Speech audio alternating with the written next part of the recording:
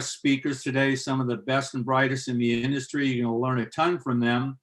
And we have an awesome panelist team from the Mindfire and GPA teams. So we've got an action-packed day for you. This is the place to be. This is the place to learn. This is where you're going to thrive and grow. So this is a great investment in your future, and we're really excited to have you here. Dave, how are you feeling today? I'm doing well, Joe. Excited to be here with everybody. And as you may know, folks, we're streaming in multiple places right now, so you might be seeing us in Zoom. I see a bunch of people coming in here in Zoom at the moment. We've got the numbers climbing. Good morning to Sam, Robert, Mike, Mark, Jackie, Ed, Craig. Folks, make sure you know where the chat is over there in Zoom. Go drop a hello if you can see me and hear us. Go say hi to us. And we're also streaming, let's see, YouTube, Facebook, and LinkedIn. And Jessica on our team is there in the chat with all of you. So make sure to say hello if you're in one of those channels as well. So Thanks for having us, Joe. Yeah, man, there's a lot of early birds. I'm really, really impressed. Fantastic. Great start to the day. I'm pumped. And I've already been talking to some of the panelists. And I know Marianne and Craig from GPA are excited. They can barely sit still in their seats. How you guys doing? Awesome. Yeah, and I see Mohammed over there on LinkedIn, Nathaniel on LinkedIn. Good morning, folks. So if you're on LinkedIn and you're seeing us on LinkedIn Live there, make sure to go say hello. And same on Facebook and YouTube if you're over there. And hi to everybody here in Zoom. Yeah, well, I see a lot of familiar names here. Thanks for joining us, everyone. Really excited you're here. I see a number of our top customers are here to learn as well. I love that. Fantastic. Sam, great to see you joining us. Troy, my man, thanks for coming in. Get your notepad out, brother. Hey, Tan, it's good to see you over there on LinkedIn. Haven't seen you in a while, man. It's good to see you. I love this LinkedIn Live. It's a great option for us to be able to get the word out to everybody and engage all of you wherever you happen to be most comfortable consuming content. So good to see you, Tan. Good to see you, Ed, over there on LinkedIn. And everybody here in Zoom. Mackenzie, how are you doing? I haven't heard from you yet. I'm doing good. Yeah. I'm excited to be here for a Caught you off guard. Yeah. All right. I see Danielle, who I learned how to finally pronounce her name correctly the other day. That's a cool name. Danielle. Yeah, she said I like Don and Yell. Yep. So I'm good, right? Right, Danielle? I got it right. Good morning, Troy. Troy's ready with his notepad. Awesome. Cool. And Joanne says hello. Awesome, Joanne. How are you? Yeah. It's good to see everybody. If you're over there on LinkedIn, if you're over there on Facebook, Jessica, drop some notes in there. Let me make sure you're welcoming people and you're engaging. It looks like I see you typing, Jessica, so that's awesome.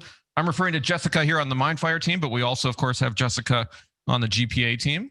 So yep, spelled with an I from GPA, spelled with a Y from Mindfire, for those of you taking notes.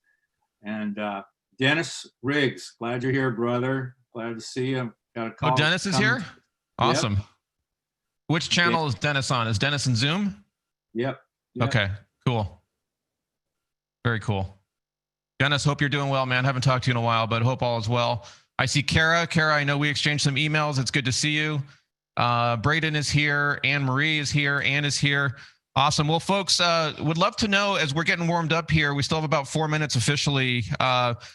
Always ask this question whenever we can because it's an interesting bit of insight. Where did you hear about the session today? So what channel did you hear about it from? And who specifically did you get the notification from? I know Bill Duerr over there, you had a pretty good LinkedIn post with a lot of engagement and activity, man. So you rocked it on social. But go over to the chat, wherever you happen to be. Would love to know what channel did you hear about this on and from who? So we'd love to see that start to come in here. Brian said he got an email. Okay. Dennis is saying good to see you. Marshall is saying email from David. Awesome. So if you're over there in Zoom, drop that in. We can see it. Mackenzie, you're doing Zoom, right? You've got the Zoom chat. Okay. Mm-hmm. Cool. Braden is saying email from David. Joan is saying email from David. Tracy is saying, I am a Sheri Robertson fangirl. Wow. Well, there's a lot of those, right? Kara saying email from David. Jackie saying, wow, a lot of email people here. Jackie says email from David. Thank you for doing this. Jackie, thank you for being here. So for everyone who doesn't think email marketing works anymore, there you go. Right. Email from David. Oh, here we go. Here's the social people. Patrick from LinkedIn. Awesome. If you're over there on LinkedIn, I imagine you got a notification saying that we are live now. Yeah, Tom Raymer. Wow, my man, Tom. How are you, man? Instant notification on LinkedIn. Okay, cool. And fantastic. As you know, email's awesome, but it's got to be supported by other channels, of course. Which, Amen. I think a few of these folks did get introduced through different channels as well. So that's exciting as well. Yeah, LinkedIn post from Rob Olson. Somebody says here. Joanne Awesome. Gore is in the house. Hey, Joanne, representing Canada proudly. I'm sure. I wonder what our furthest visitor is today. You know, last time we had Singapore, I think, won last time, right? Yeah, it's another cool thing. Let's see, where are you all from today? Where are you all dialing in from or listening to us? Go drop that in the chat, wherever you are. LinkedIn, YouTube, Facebook, Zoom. Let us know where you're at right now. I see two Julies that I know are here. Thanks for being here, ladies. Fantastic. Danielle, you switched to LinkedIn for the session today. Just curious as to why. Is it better over there? Let us know. Jennifer is in Memphis, Tennessee. I see that over there in LinkedIn. Holy moly, coming in quickly now. Madison, Wisconsin, West Palm Beach, Florida. Wiltshire countryside near Bath in Southwest England. My man, Matthew Parker representing. Yeah, he might win so far. We might need Google Earth to do a little calculation to see who's furthest away. Fort Worth, Texas. Another UK, but far away from Bath. Hertford. And there's Sarah. Hey, Sarah, it's good to see you. I know we were together. Was that last week? It seems like a month ago, but I think, Sarah, you and I did a session last week, or maybe it was the week before. Leon is here. My man, Leon. Portland, Oregon. Sao Paulo, Brazil. Mac, you've been there, right? You love Brazil, don't you? Or am I confusing that? There. Huh? No, I haven't. Never been there. I want to go. You want to go. Maybe that's what it is. Yeah. All right. We're almost there. Countdown, huh? Yep. Clock's straight up. All right. Well, welcome everyone. I see people still streaming in. Numbers are climbing rapidly. So I want to thank you again for joining us. If you just joined us, you're here at the GPA Mindfire webinar, Recovering Revenue in a Changing Economy. And let's face it, there's been a lot of change going on, and we've got a panel of 4 industry speakers that can really speak to what they're experiencing. And I think you're going to have an opportunity to learn a tremendous amount today. So without further ado, let's introduce this awesome panel of speakers today. Leading off, hitting number 1, Erik Norman, SVP Sales and Marketing at Bulger. Erik, welcome. How you doing today? Good. All right. Doing great. Thanks, Joe. Glad you're here. I'm really excited to hear from you. So thank you for joining us and making the time. I know it's a big commitment. We can't thank you enough. Hitting second, Brian Scott, President, Blooming Color. Welcome, Brian. How the heck you doing today? Oh, doing very well. Thanks, Joe. Sunny out here in Chicago in the Midwest, and happy to be part of this. One of the most awesome cities, especially when the sun's out. Love Chicago. And hitting third, Sheri Robertson, VP of Awesome at ACE. Welcome, Sheri. How you doing today? Hey, y'all. I am so excited to be here. I can't wait. Fantastic. Thanks for making the time. And hitting cleanup, our power slugger, Bill Duerr, President at Hatteras. Bill, how you doing today? Doing good, Joe. I'm doing good. Thanks for having me. I'm really psyched to be here. Thank you for being here. Fantastic. So we've got a great lineup. And so without further ado, let's talk about what we're going to be covering today. But first, let's talk about some of the moderators. On the Mindfire team, we've got Mackenzie Linders. She's our Director of Demand Generation. Hey, Mac, how you doing today? Wonderful. Great to be here. Hey, everyone. Yeah, I didn't mess up her name. I have to use her maiden name now, so it screws me up. Welcome. And then you all know Dave Rosendahl, the most popular man in the world. Welcome, Dave. Thank you, Joe. It's good to see everybody. And as you guys and girls know, we're streaming across multiple channels. So if you're on Facebook or LinkedIn, please smash a like or give us a thumbs up, because we're passionate about helping print, helping sales and marketing professionals grow their business. That's why we're here with you today. So we want to make sure that more people see this and that we continue to do everything we can for the industry. So thank you, Joe, for having me and for that awesome introduction. You bet. It's always a pleasure. And I'm Joe Mass, Executive Vice President of Customer Success at Mindfire, the third oldest tenured employee on this team other than Mo and Dave. So let's now talk about my extended family. We've got Marianne Gears, Senior VP of Corporate Strategy. Marianne, how the heck are you today? I'm doing fantastic, Joe. And I think when you talk about your extended family, we must be like either kissing cousins or brother and sister. I'm not sure which it is. I'm leaning more towards brother and sister because, we give hugs and kisses on the cheek. So definitely that. Thanks for being here, Marianne, and all the time Awesome. you've invested. And also, Craig Brett, Director of Business Development from GPA, another brother. Hey, Craig, how are you today? Joe, I'm great. So stoked to be here today. So much great content. Just can't wait to get into it. So greetings from Toronto. Thanks for having me on the panel. Yes, sir. All right, so let's talk about it. These are the focus areas. And you know what's amazing?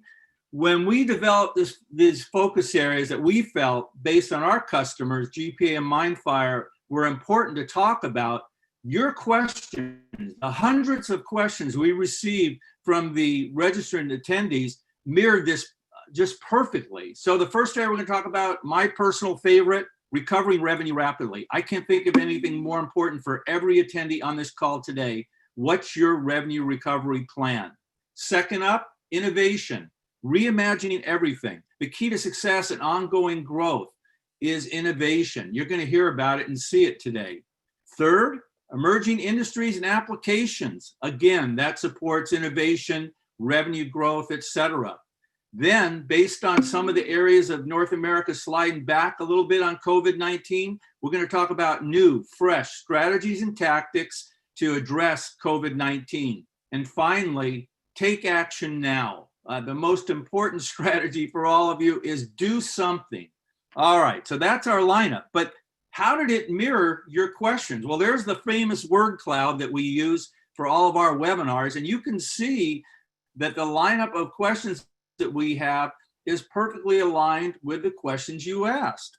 And here's the top question areas that your questions represented. Sales related. You know, we do these almost weekly, these webinars, and I'm still amazed at how many sales questions are out there, 19.5% of your questions.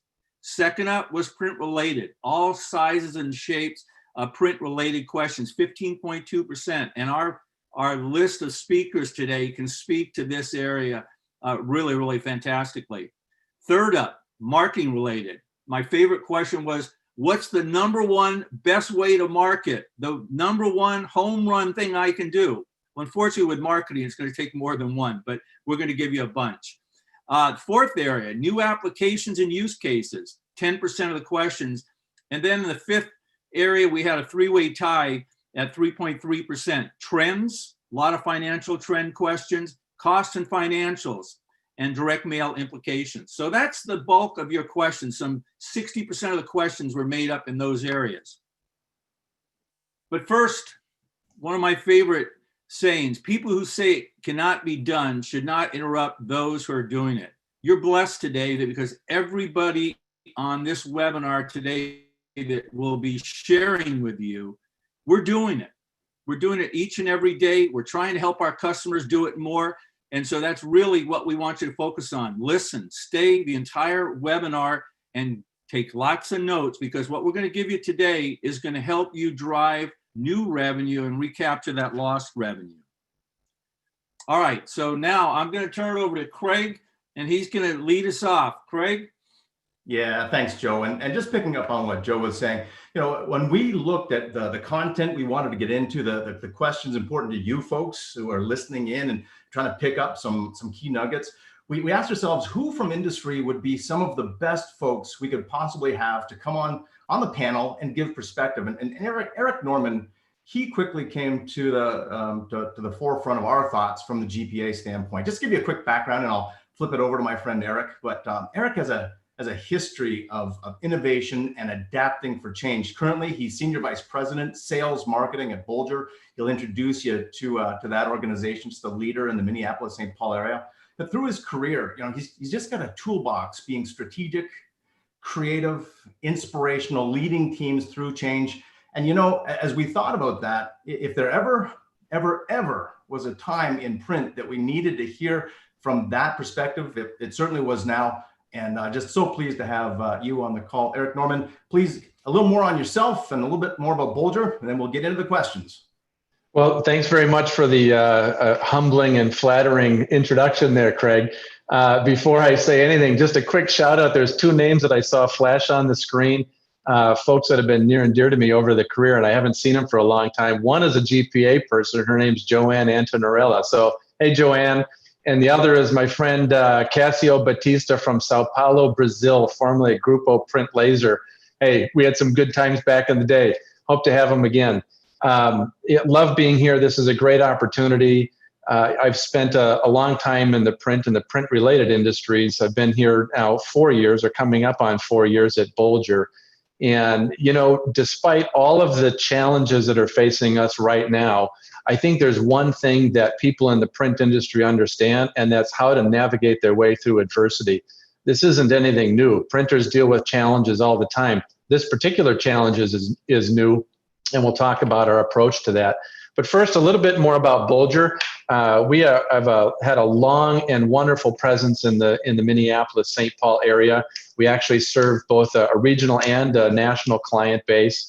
Established in 1934, our sole purpose from day one was really helping our clients do two things: communicate and connect. And Simon Sinek always talks about your why. Well, really, communication and connection is our why. Print does both of those amazingly well. And what are our clients looking for today? And that's how do we communicate and how do we connect with our audience? That's what Bolger is here for. A quick story. Going back to the early days of Bolger, and this is a theme that carries through our culture today. Back in the late 1930s, okay? Pause on that for a minute. The late 1930s, this organization helped 3M come up with a punch card system to solve a communication workflow challenge around doing quarterly pricers. I don't even remember punch cards and quarterly prices, and I've been around for a little while. But that same spirit of innovation carries through in our organization today. We're really culturally driven through a strong set of values, and our clients really tell us if there's one thing more than anything else that it comes to mind when they think of Bolger, it's collaboration. Collaborative solutions is what it's all about. And then I would say the second thing particularly important today is sustainability. So much of our revenue base today really is derived from clients that value sustainability in everything that we do. And print does that in a wonderful way. We serve a diverse range of clients in a diverse set of markets. And I think that that's really key, because the wider you can see across an industry, the more opportunities you have to learn, to develop, and to come up with innovative ways of bringing your business to the marketplace. So that's a little bit about Bolger. Did I miss anything important there, Craig? Yeah, no, I don't think so. I appreciate that. You got a good snapshot there. But why don't we get into some specifics then? So with that lead up, right?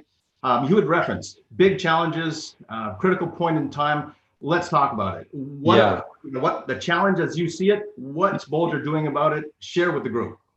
Well, boy, there's, at least in my career, the challenge for revenue leaders, I think right now is just off the charts.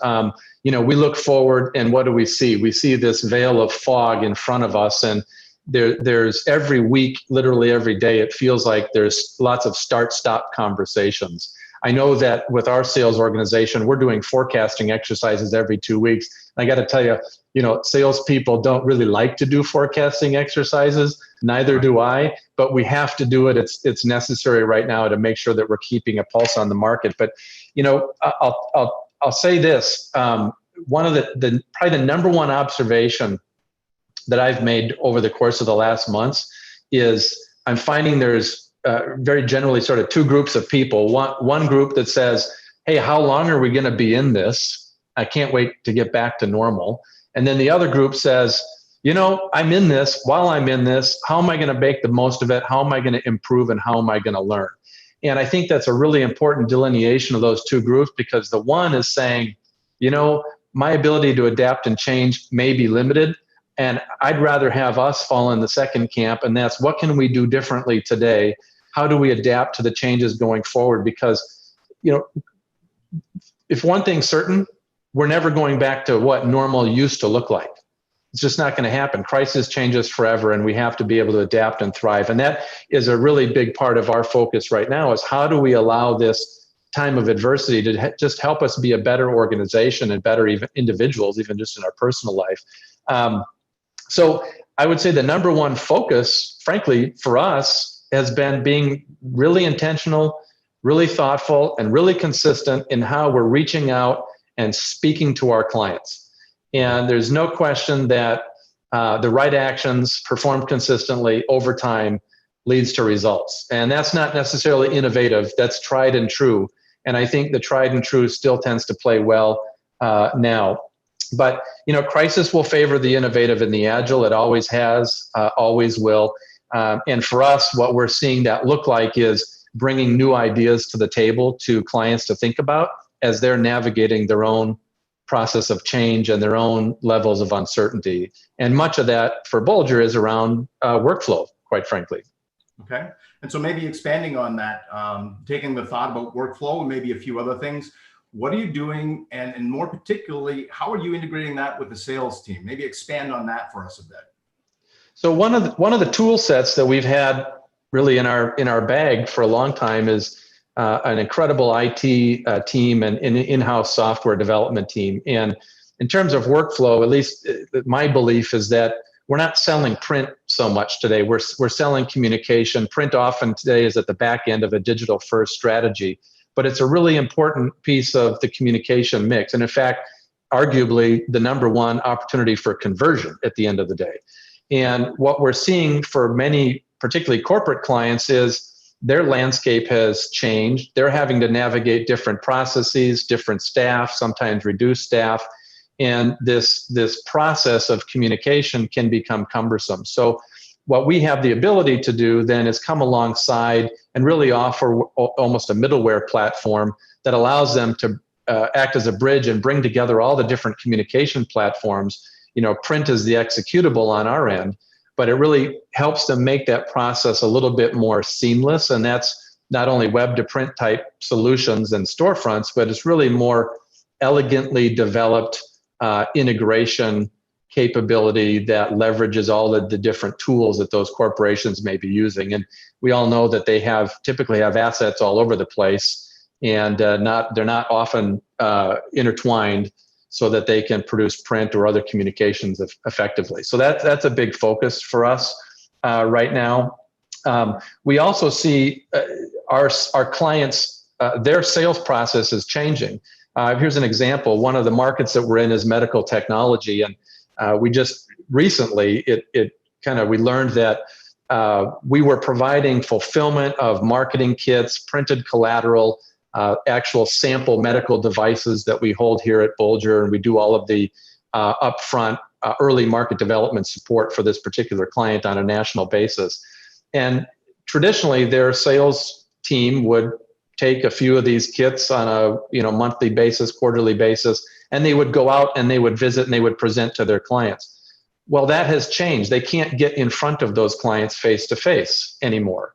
So what's happened is we've helped them ramp up the ability to get more product, more collateral into those clients' hands, so that when they do a virtual event like this, that client they've got the connection, they've got the touch point, they have the product right in front of them.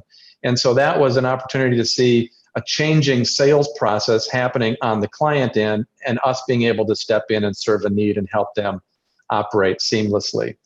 The other areas that are on the horizon for us, Craig, and we've talked a little bit in some offline discussions together, is direct mail.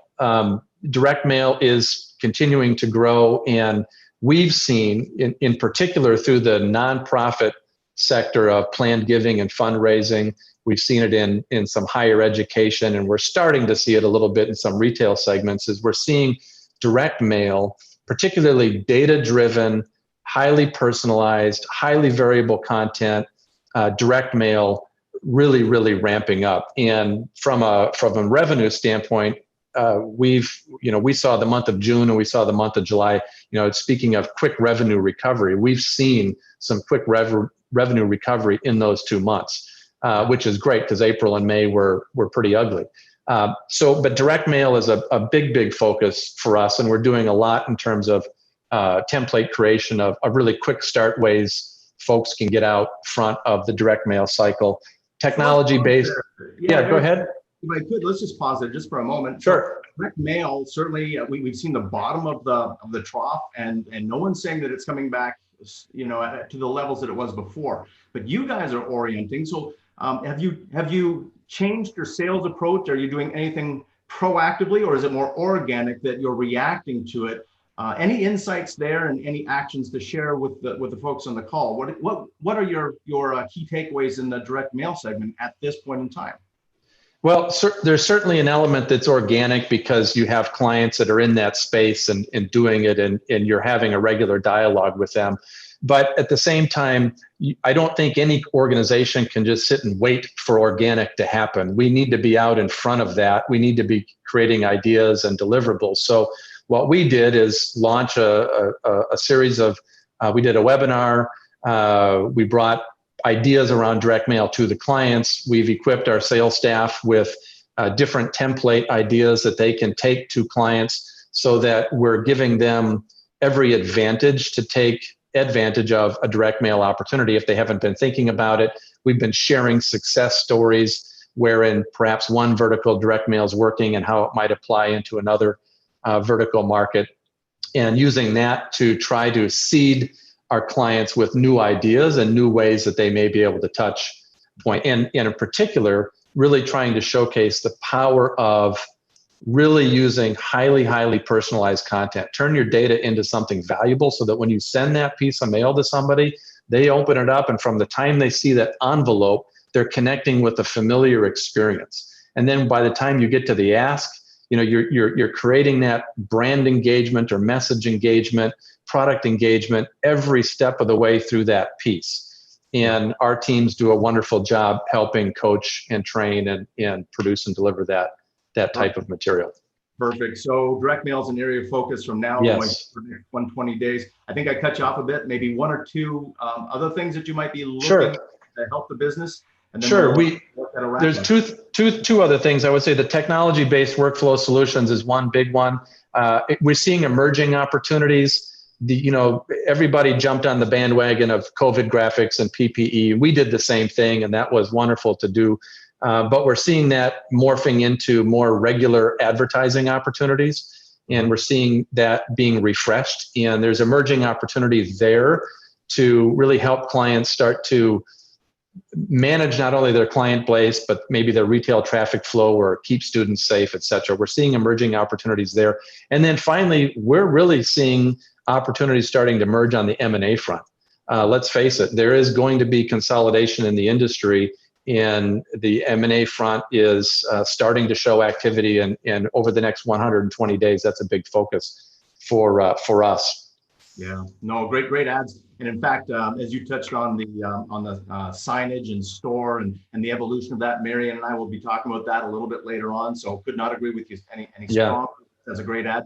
As we start thinking about just things that folks can walk away with from your portion here today, maybe just share we talked about the sales side, the targeting. What about from the marketing standpoint? Are there other things in the marketing area, or maybe any big picture things that you'd like to share with folks before we wrap up on this side? Sure. Well, big picture comment would be this principle of what you focus on expands. And in a season of fear, uncertainty, and doubt, I would say focus on growth and development, because it doesn't make the fear part go away, but it keeps your mind on the right perspective. And I can't encourage our organization enough, or anybody on this call enough, that choose to focus on the big picture and focus on things that are going to help you expand. Yeah, the other stuff is there and it's real, but we got to move forward. But marketing focal areas, there's 7 kind of key drivers for us, Craig. One's delivering positive and relative content to our growth areas. We do that through various means. It may be blogs. We have a publication that we produce that's unique to Bolger, that's specific to different areas of marketing communications. Keeping a regular cadence of client touches that are intentional and personal, and maybe a little bit unique, and that we rely on our sales organization to be aware and keep that relevant.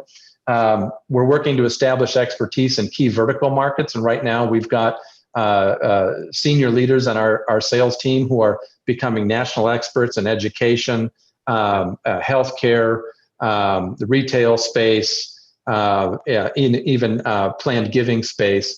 And by becoming an expert in a vertical, you can come alongside that customer and get closer to the seat at the table of decision making, rather than just being a person who's delivering a product and trying to compete on price. We're certainly driving up our social media campaigns. We haven't done retargeting yet, but we're looking at retargeting soon.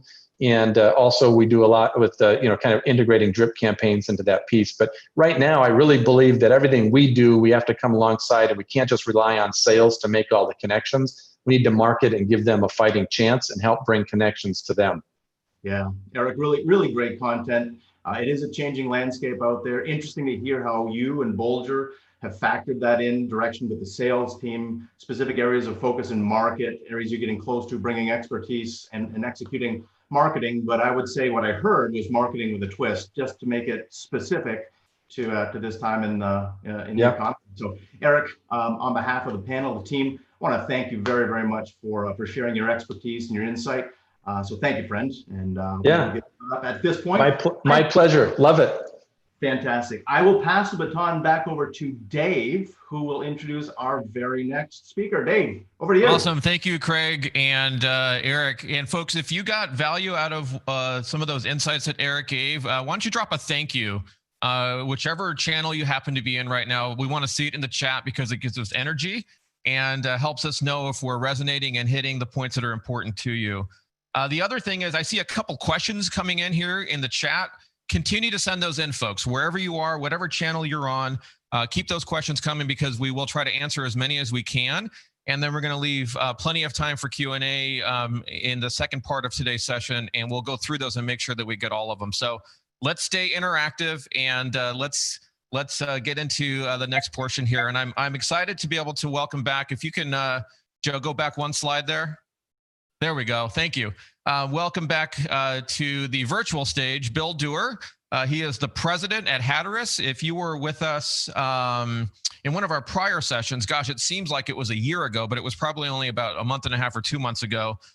Bill shared some really interesting insights from his vantage over at Hatteras, running that organization. So I'm really excited to have you here, Bill. Welcome back. And why don't you start by telling the audience a little bit about your company and what you're doing over there at Hatteras.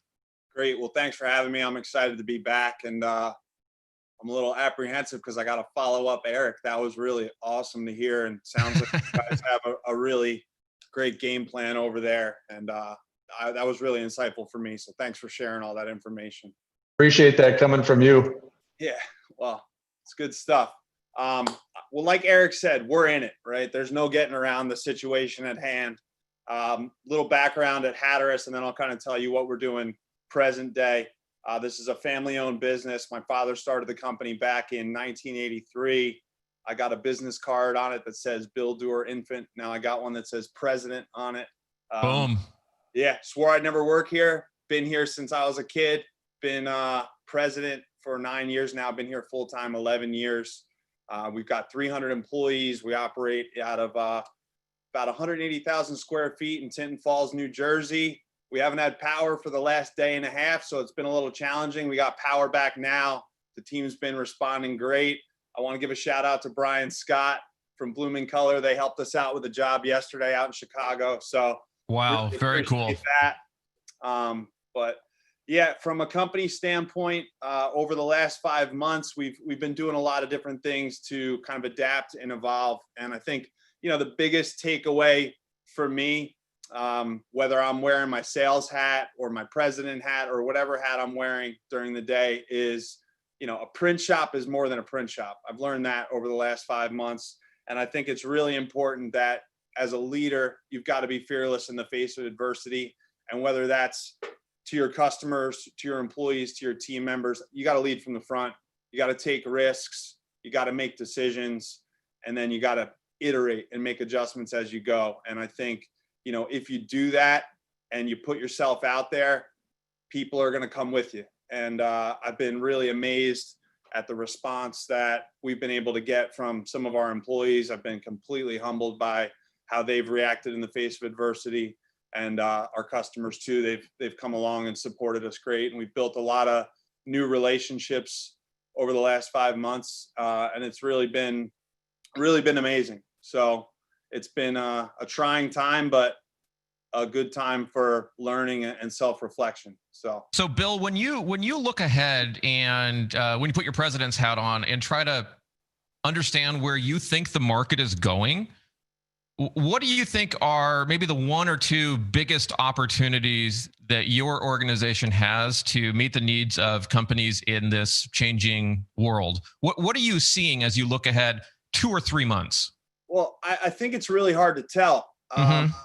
It's day to day, and I think you have to accept that. I think there is a light at the end of the tunnel, but we don't really know how long the tunnel is. We don't know how long this is going to linger. And I do think that our market's going to grow, but I think it's going to grow from a much smaller base because we took a pretty big step back.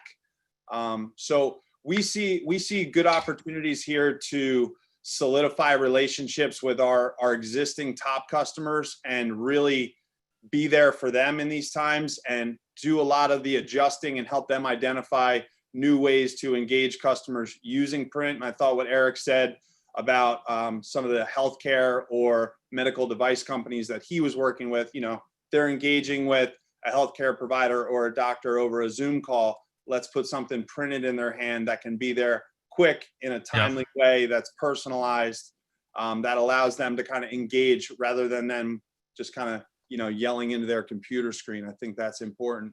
Yes. And we're also seeing, opportunities that, we weren't producing certain products like face shields or graphics or partitions 5 months ago. We're making a ton of them now. And Erik also talked about those becoming more sustainable products. Okay, so now how do we go and take them from being these kind of urgent needed products to things that can really fit into the environment, that can feel natural in the environment, where we can really take our printing capabilities and apply them to these things that are now a necessity and make them feel like they belong there. So, sure.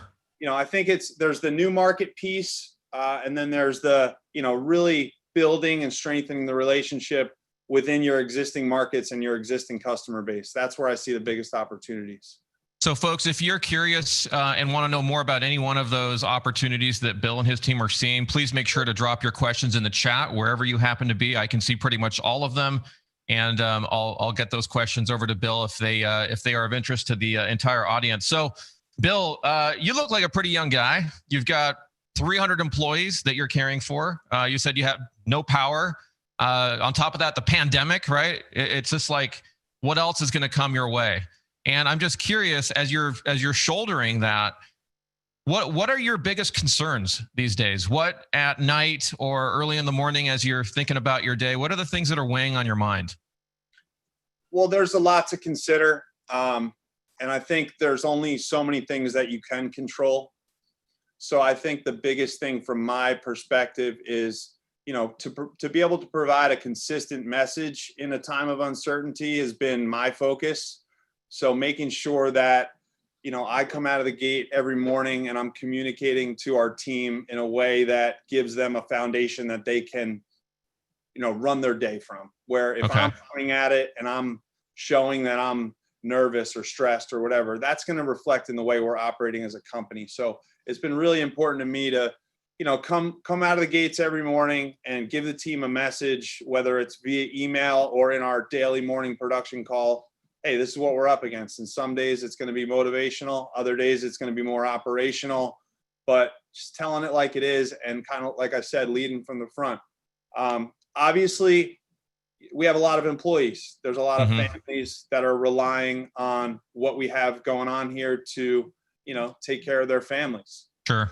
That weighs on me every day. So I've been very focused with with our sales team, with our marketing team to drive new revenue and try new things. And I think, you know, we've gotten our nose bloody. We've tried new things. We think, hey, there's this emerging market over here that we've never engaged with, that we've never tried. Let's develop a product, right? We've taken this more product-driven sales and marketing approach. Let's take it to market. Let's go attack that market. Let's see if it works. Let's gain the interest. Yep. Take the feedback. Let's make the product better.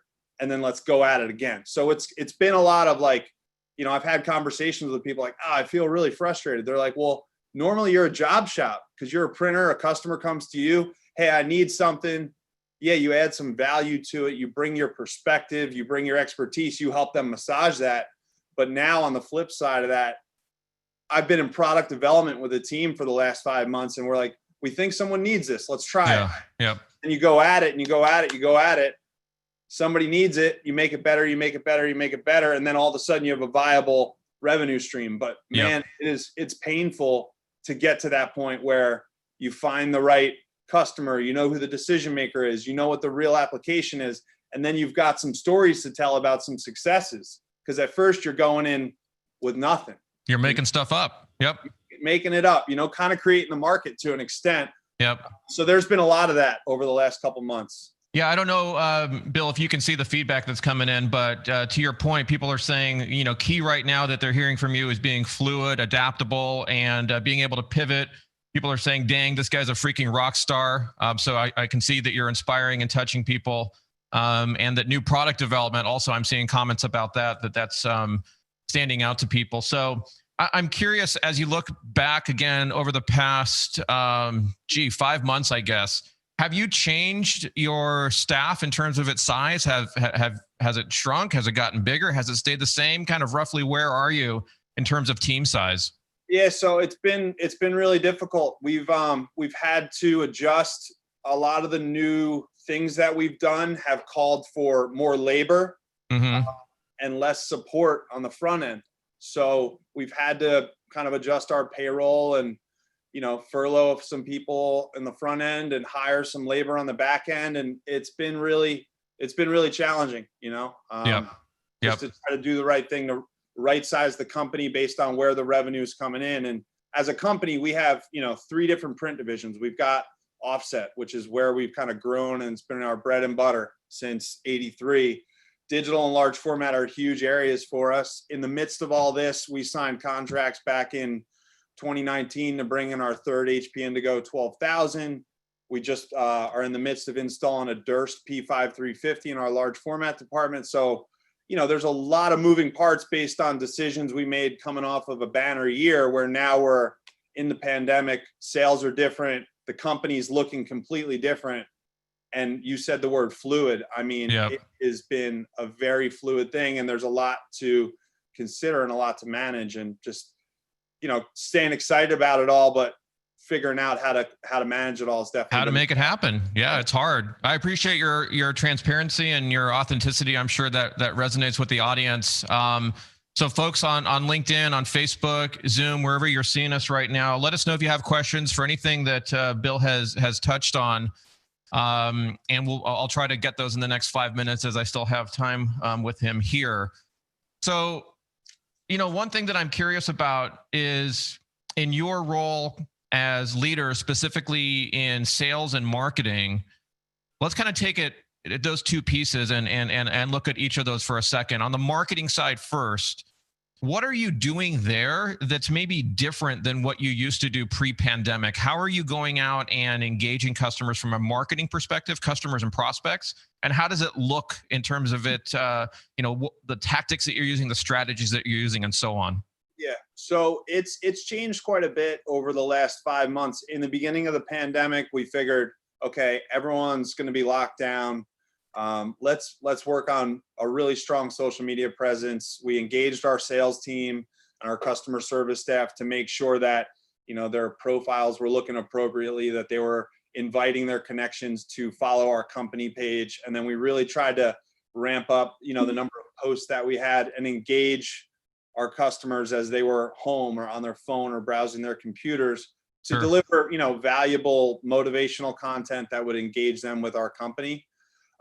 as things have gone on and we've developed some of these new products that we're offering, we've kind of taken a different approach from a marketing perspective with the new products, where we're doing, you know, more email marketing, more very like high volume outreach via email, and then a heavier follow-up from a, you know, a sales perspective after we get those inbound leads coming from those emails.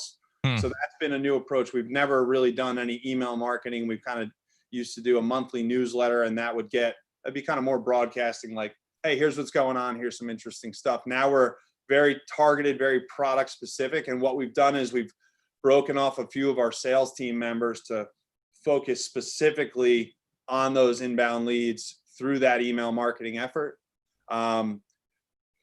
Other than that, from a marketing perspective, we've kind of tasked our top 3-4 salespeople to really focus on their existing customer base and any new business from prospects that they've been engaged with over the last couple months.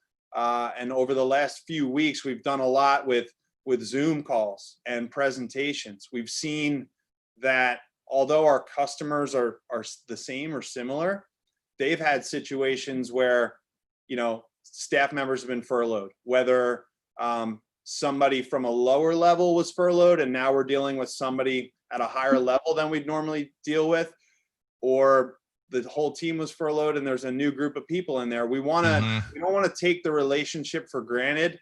We want to give them the full scope of who we are, what we do, what the relationship has been, how we got to this part of the relationship, and then, hey, what are you up against? How can we understand what your challenges are? What do you need?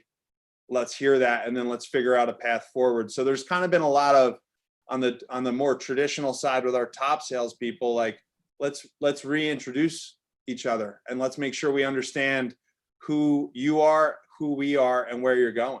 Yeah.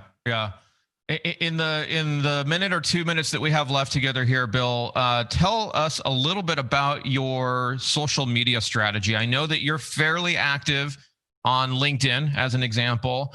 And so tell the audience kind of, what do you do on LinkedIn? How does it work for you? And also, what about your sales team and others in your organization? Are they following suit, or, you know, how are they using it, if at all?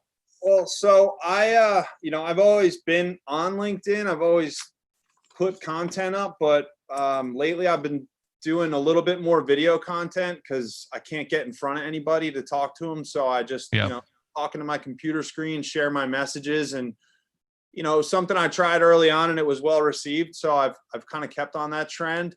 From a company perspective, you know, we've got a great marketing team and they've been putting some content up there.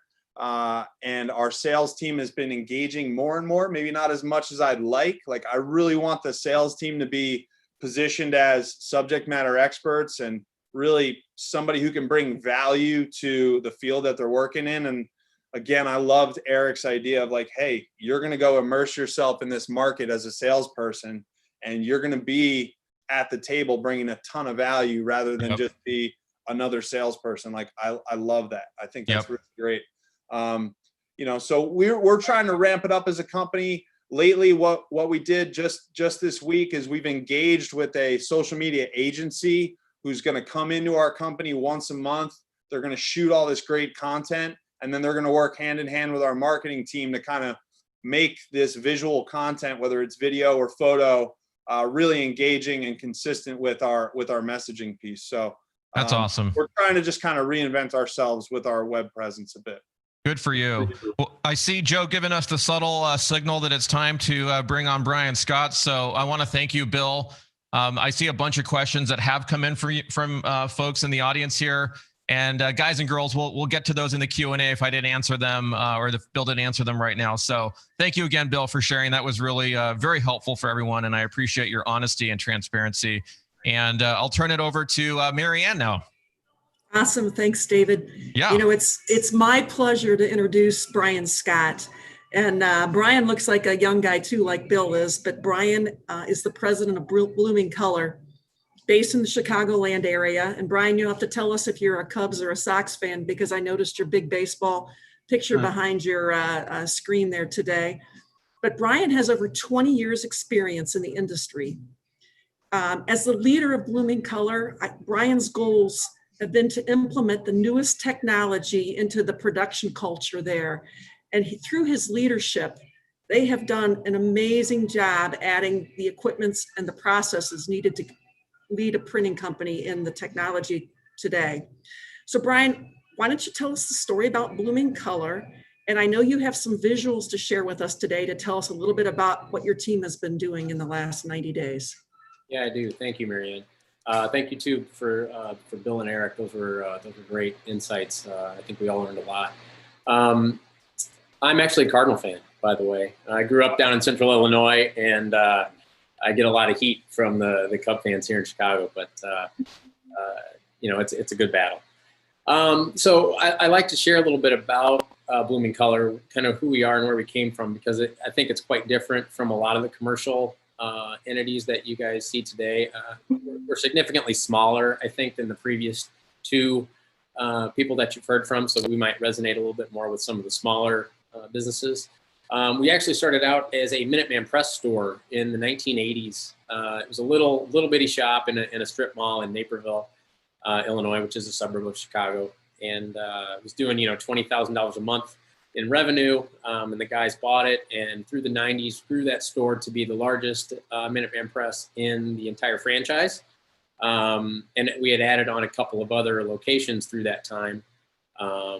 So, I think we were doing around $6 million in revenue toward the end of the 90s, which is actually when I joined the company. I was in college and needed a job, so I got a job here and was working in the business, in the back in bindery. Really learned the business from the back to the front, which was I found out later was very valuable.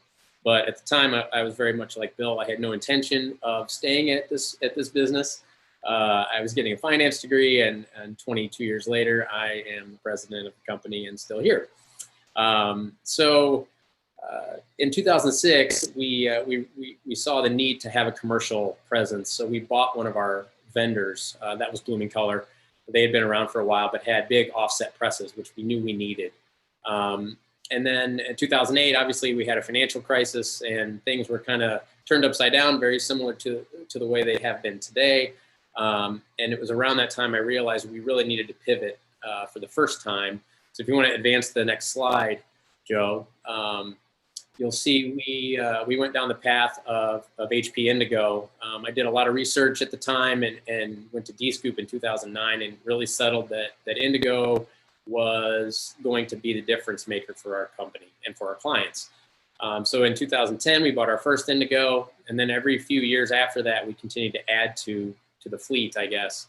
And it really transformed our business. We went from, probably 80% offset printing in the mid 2000s to 80% digital as of today. And we grew from $20,000 a month in sales in the 80s to we hit 1.3 million in a month in October of last year. So much growth, and I attribute a lot of that to obviously the team that I have around me and the team at HP and everybody that's kind of come along with us.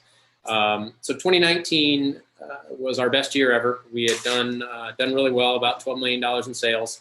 And then if you advance to the next slide, you're going to see that the pandemic happened, and it changed us quite a bit.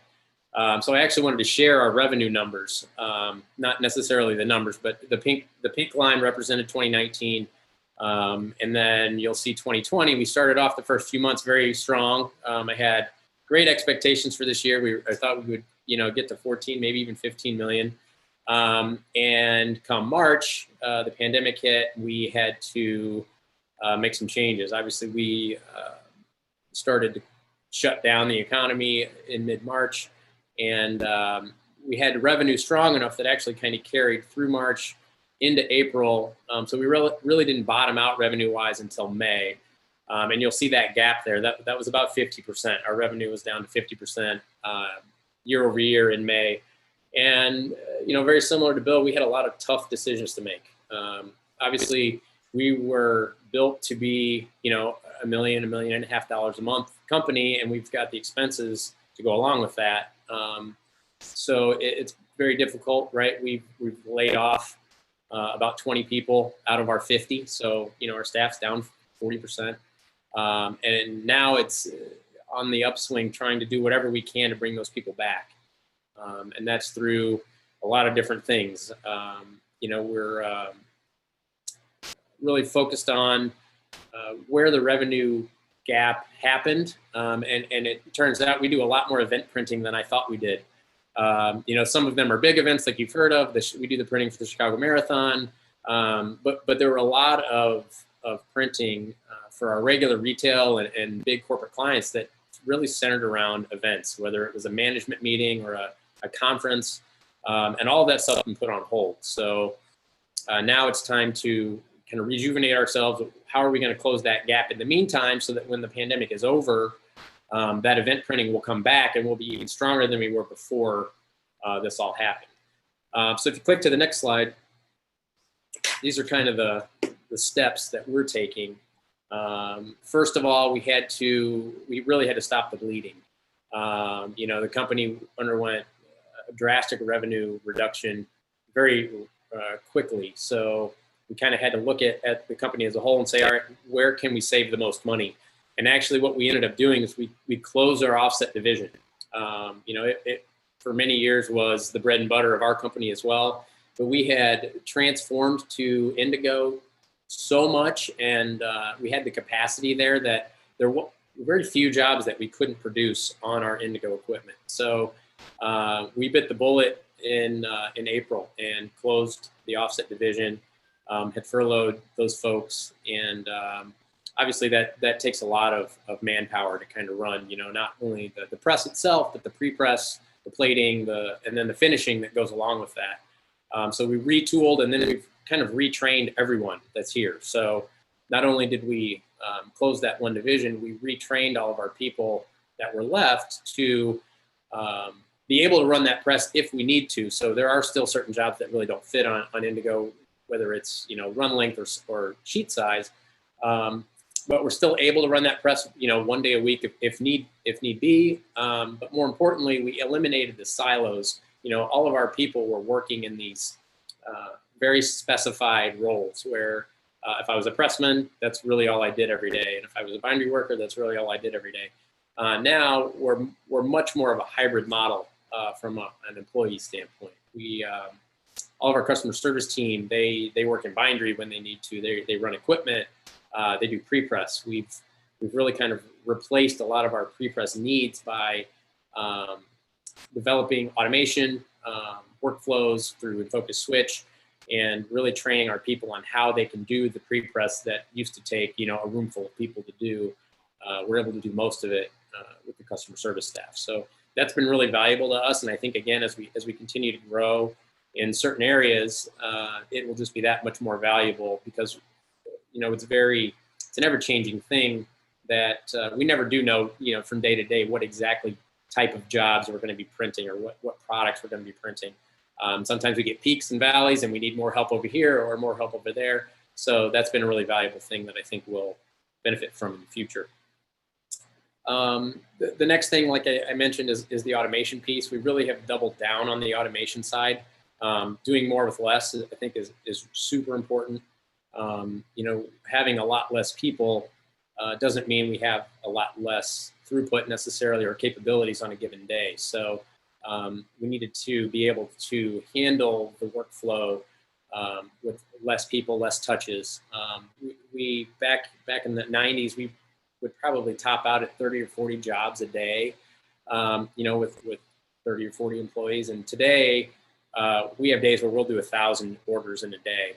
And a lot of those are micro orders where it's a business card order, or it's a order of flyers or whatnot. But with automation, the orders come in, they come off of our web to print platform directly into our press.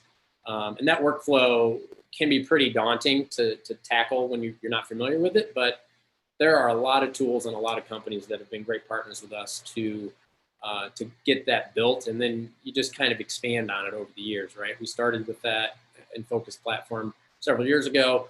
And now, a lot of our staff can build their own workflows, and we have some partners that help us build the more complex systems where we really don't touch a lot of jobs as they kind of flow through our building, which is great.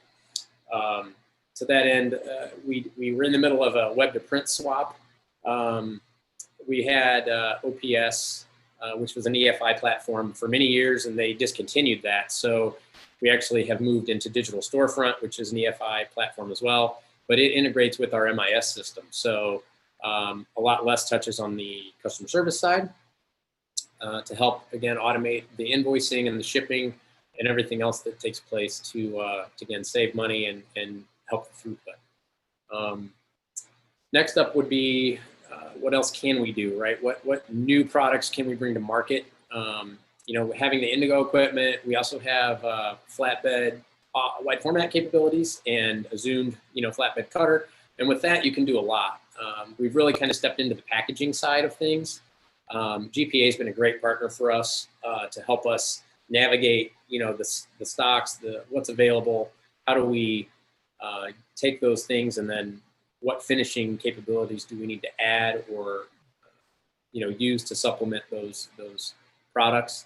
A good story with that is the COVID items, right? You kind of take what the market gives you. When this happened, obviously there was a need. We do a lot of printing for restaurants and hospitals and whatnot, and they all needed signage. They needed floor graphics. They needed wall graphics. And with GPA, they've got some good materials, like they have a repositionable microspheric vinyl that you can stick on almost anything. That's become really valuable for us. We use it all the time for various applications when it comes to temporary signage, you know, and then when it comes to the hospital side, floor graphics, wall graphics, whether it's going to be indoor or outdoor, you know, what type of materials. And I think they've been a really valuable partner helping us navigate what products to use and what substrates to use for specific products. Now, I have noticed, just like Eric, that those COVID items probably have capped out at this point, or pretty close. So now it's what else, you know, what else can we do to close that revenue gap? And packaging seems to be the answer for us. We've done a lot of innovation on the packaging side, where again, I can print on the Indigos and I can die cut on the zoomed or traditionally die cut short run packaging. We've done a lot of things. For instance, one of the local colleges that we do printing for sent out kits to all the 800 incoming freshmen. And we were able to then produce those boxes custom with, you know, all of the contents that they needed. And that type of thing, I think, has been a great supplement to our business. So my goal here is with all of these things is to close that revenue gap as tight as I can. If I can get us close to where we were last year by the end of the year, and then the events start to come back as social distancing and you know, vaccines and whatnot are going to come down the pipe, that will push us well above you know, where we ended up. So that's where as we get back to the market. What we're doing today is really focusing on client awareness. We're reaching out to all of our customers, letting them know that yes, we're here, and yes, we have some things that can help them get their businesses back on track. In addition to that, we've kind of done a lot of tweaking to our SEO model. We do spend a fair amount of money with Google and some of the other partners every month. And we've really targeted some of those AdWords to focus on new items. And then similar again to Eric, acquisitions, I think, is going to be a big part of the landscape here toward the end of this year, beginning of next year. I really think any of those companies that haven't really made the transition technology-wise or are unable to, you know, weather the storm and/or kind of get through this from a technology standpoint, will really benefit from partnering with companies like ours and those of the other panelists that already have the infrastructure built. And then it's a matter of just really catering to those clients and kind of bringing them under our umbrella. So we're looking forward to that. We just have to find the right fits, but we think that'll get us to the next level as we move forward. Brian, thank you. I appreciate, and I know the entire group does, your transparency to what you guys are doing on Blooming Color.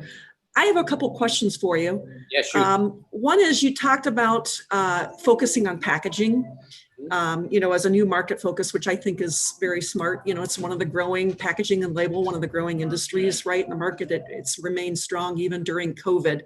You mentioned the kind of the event school packaging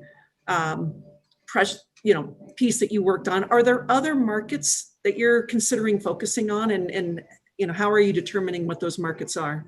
Oh, absolutely. I mean, we've heard about the packaging transformation for a long time now, right? Labels and packaging. It's been several years now that's been the growth market.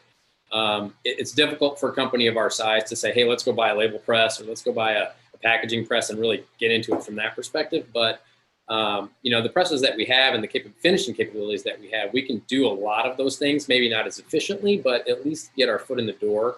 And as we can grow the revenue, we'll buy the equipment, down the road. So yeah, for us, we have a lot of healthcare clients. Abbott, obviously they're pretty busy right now with everything that's going on. They're kind of in our backyard, and I think there's some good opportunities there. There have been some other healthcare things that we just did last week. We did a short run kit, very similar for another pharmaceutical company. So I think the colleges, the pharma are just two that are in our neighborhood, and obviously there's many others. On the retail side too, we have a lot of retail clients, and consumers are still consuming, which is again one of those things that I think we've really noticed, that packaging is not going away, even in it's almost recession proof or downtime proof. So it's some of those. It's just how do we get in those doors, and I think with those conversations we'll kind of start at the top with our clients, which are the actual retailer, and then maybe they can kind of drive some of that conversation. Gotcha. Time for just one more quick question. And I know you had mentioned that you had closed down your offset division. You said that most of that, production could move over to the Indigos. Yep. Have your customers seen any difference at all in print production? I mean, have you seen a different response from them in regards to moving from the analog to the digital? Any insight for the team here in the group? Really no. We still have the press. It's not like it's gone, and we're able to run it just a little bit differently, right, than we had before. Now it's kind of one of the tools in the belt, not necessarily its own division. And fortunately for us, a couple of our staff guys can run that press that also are doing other things. So for us, it hasn't been a huge disruption, and we've been doing this now for several years, migrating work off of that press. We used to have two of the offset presses. We sold one years ago when we were getting into the Indigo situation, and today, no, I don't think the clients necessarily care where you're printing the product. It's more about is the quality good, is the price right, and as long as we can kind of meet those needs, they're happy with with whatever it is that we're producing. So for us, it really helps because I can run jobs on an Indigo and send them straight into bindery, cut them, fold them, and ship them, and literally have the job done in a matter of hours versus having to set the press up, plates, ink, all of that kind of stuff. So it's just managing now the fine line of how big is the job? Is it too big to really run digitally? And then, in the long run, are we going to keep doing that? Are we going to sell the press and outsource to maybe some of these folks that we're talking to today? I'm not sure yet, but that's kind of a fluid situation for us that we'll continue to address. Awesome. Thank you, Brian. Just incredible sharing. I know when we get down to the Q&A, I can see the Zoom chat. There's lots of people saying great things, and a lot of people that appreciate the fact that you are more their size printer, right? So they get a chance to really see the full spectrum. So David, I'm going to turn it over to you. I think someone gets to introduce Sheri Robertson, so I'm passing it your way. All right, thank you, Marianne, and great work, Brian. We're getting great comments on all the speakers, Erik, then Bill, now you. Just great job. And because you're smaller, there was a lot of folks that said thank you for coordinating both large and small speakers. So great job. Thank you very much. Great growth. All right, it's my pleasure to move us to the next step, which is to introduce Sheri Robertson. She's the VP of Awesome at Ace Designs. And so welcome, Sheri. Let's make it happen. Hey, all right, thanks. It is so nice to be here. And I have to say, being in the end is like both good and bad, right? So the good part is that they say the last speaker is the most memorable, which I love. But then I have to follow up all these guys who've had so many amazing things to say. And wow, I mean, Brian, that was honestly, you were pulling at my heartstrings. I'm kind of in the same boat as you. We're sort of in the same market. We're definitely on that side of, we're just short of about 15 million. So we're in that, kind of smaller range. we're building and growing every year. So I am a little bit different, I think, also from all you guys, because I don't have any web to print services and I don't have any direct print. I am going to be your wide format girl. So I'm going to David style say, anybody on this call, anybody who's watching who is a wide format, drop it in the chat and let me know who's in my world, who's about wide format. Drop it. Right? Drop it in the chat. So you can kind of see from our slide, our company does do wide format. We do kind of unique things. As Bill was kind of talking about product development, my background is actually not print. I sort of fell into print by accident. My background is sales, marketing, and consumer behavior. And I was hired 12 years ago to be a direct salesperson. I went out and I targeted business. And at the time, we were a picture framing company. That's what we made, picture frames. And we had one roll stock printer, and that roll stock printer printed photos that went into picture frames that went mostly to retailers. And I started to see all these opportunities and all these things in print. And I was like, oh my gosh, there's so many things I could sell. There's so many things I could do. So I would constantly go to our CEO and say, if you buy me this piece of equipment, I will take it to market and I will develop stuff around it. And I would write him a virtual check. Like, I'll write this many sales if you buy me this Roland printer. I will write this many sales if you buy me this Esco cutter. I have done that for 12 years. I have done that, and I've sort of built that business. So it's very, very personal to me, and I love everything that we do. Our company is more on print, prop, visual. We service mostly retail and restaurants. You're talking about revenue, right? Like, yeah, we've taken a little bit of a hit. So I'm excited to kind of talk to you guys about that and about what we're doing for that. So that is who I am. You want to fling me to the next slide? Yeah. Trying to get there. There we go.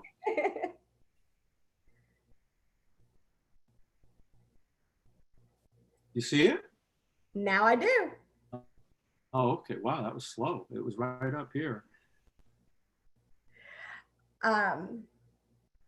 So, you know, one of the questions that I think was posed was about, you know, kind of what makes companies set themselves apart and what they do different. You know, Bill mentioned about having to be into product development. That's kind of been our thing all along. That's sort of how we grew our business. I have a staff of designers. That is how we built our business, because we sort of created needs where there weren't needs. And I think one of the things I really want to share is about the opportunity I see as an innovation. You know, you have to innovate right now. For each and every one of you, I think the thing you have to look at your business and say is like, where are we? How do we look at this as not just, you know, getting through it, but how do we take stuff to market that maybe we weren't taking to market? And, you know, all of you are on this call with our friends at GPA. They do a stellar job. If you're not following every person that works there for all the stuff they share, you should be. I mean, because they have great ideas. So partner with people who are going to inspire you and give you that type of information and that kind of knowledge.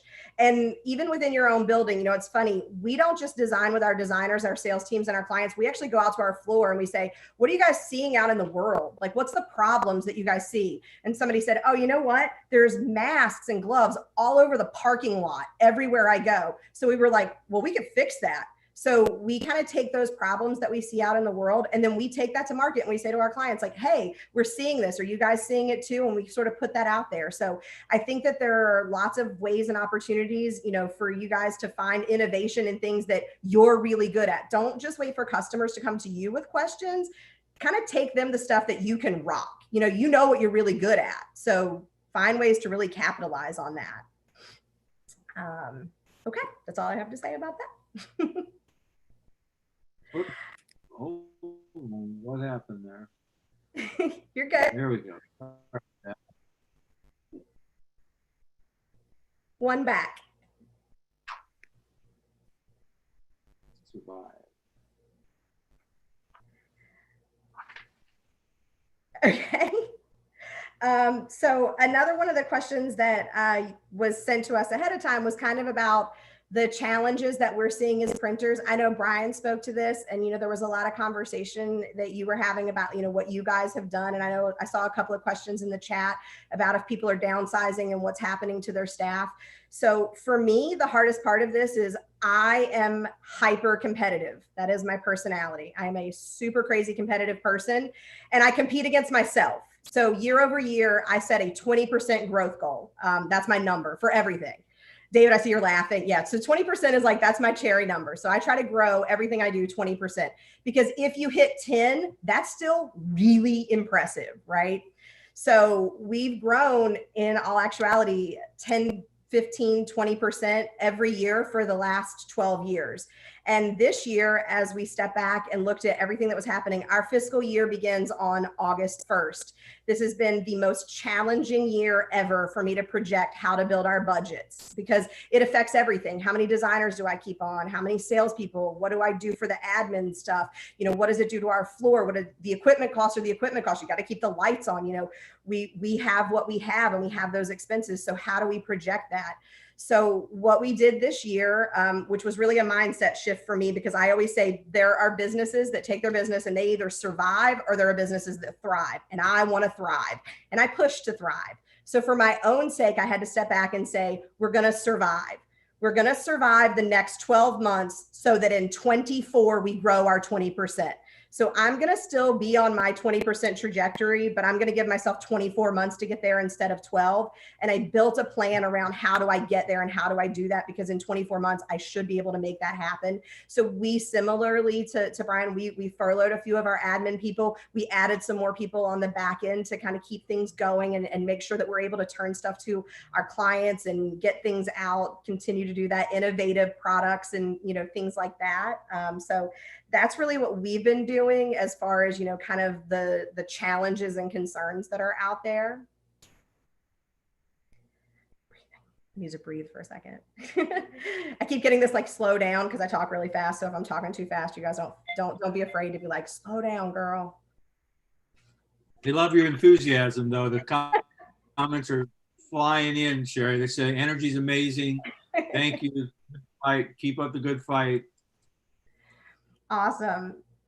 So one of the things that I wanted to talk about, you know, again, I know a couple of you guys kind of touched on the sales piece. So sales and marketing is really, that's my core, that's my background. That's the part that I know the most about. So for our sales team, you know, we've sort of had to take pause in that. I built a team based on the team I wanted to work for, right? So before I did this, wait for it, I sold mortgages.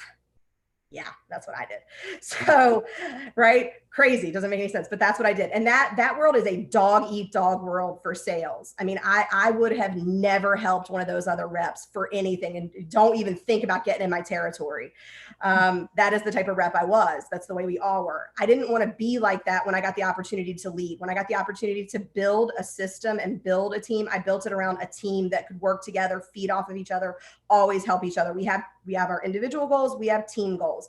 And what we've been doing really for our sales team is trying to figure out, you know, how do we crank up the volume, right? So everything that we're doing right, how do we take it and we turn it way up high?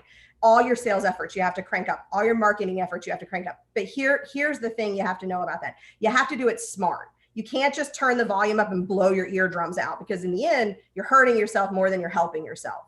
So what we do is we try to be really, really smart about our plan and the things that we're doing, the things that we're sending out, make sure that as our sales team's going out, we're being, you know, calm about it, which I'm sure you can tell from my personality is not always the easiest thing for me to do, right? I'm pretty excitable.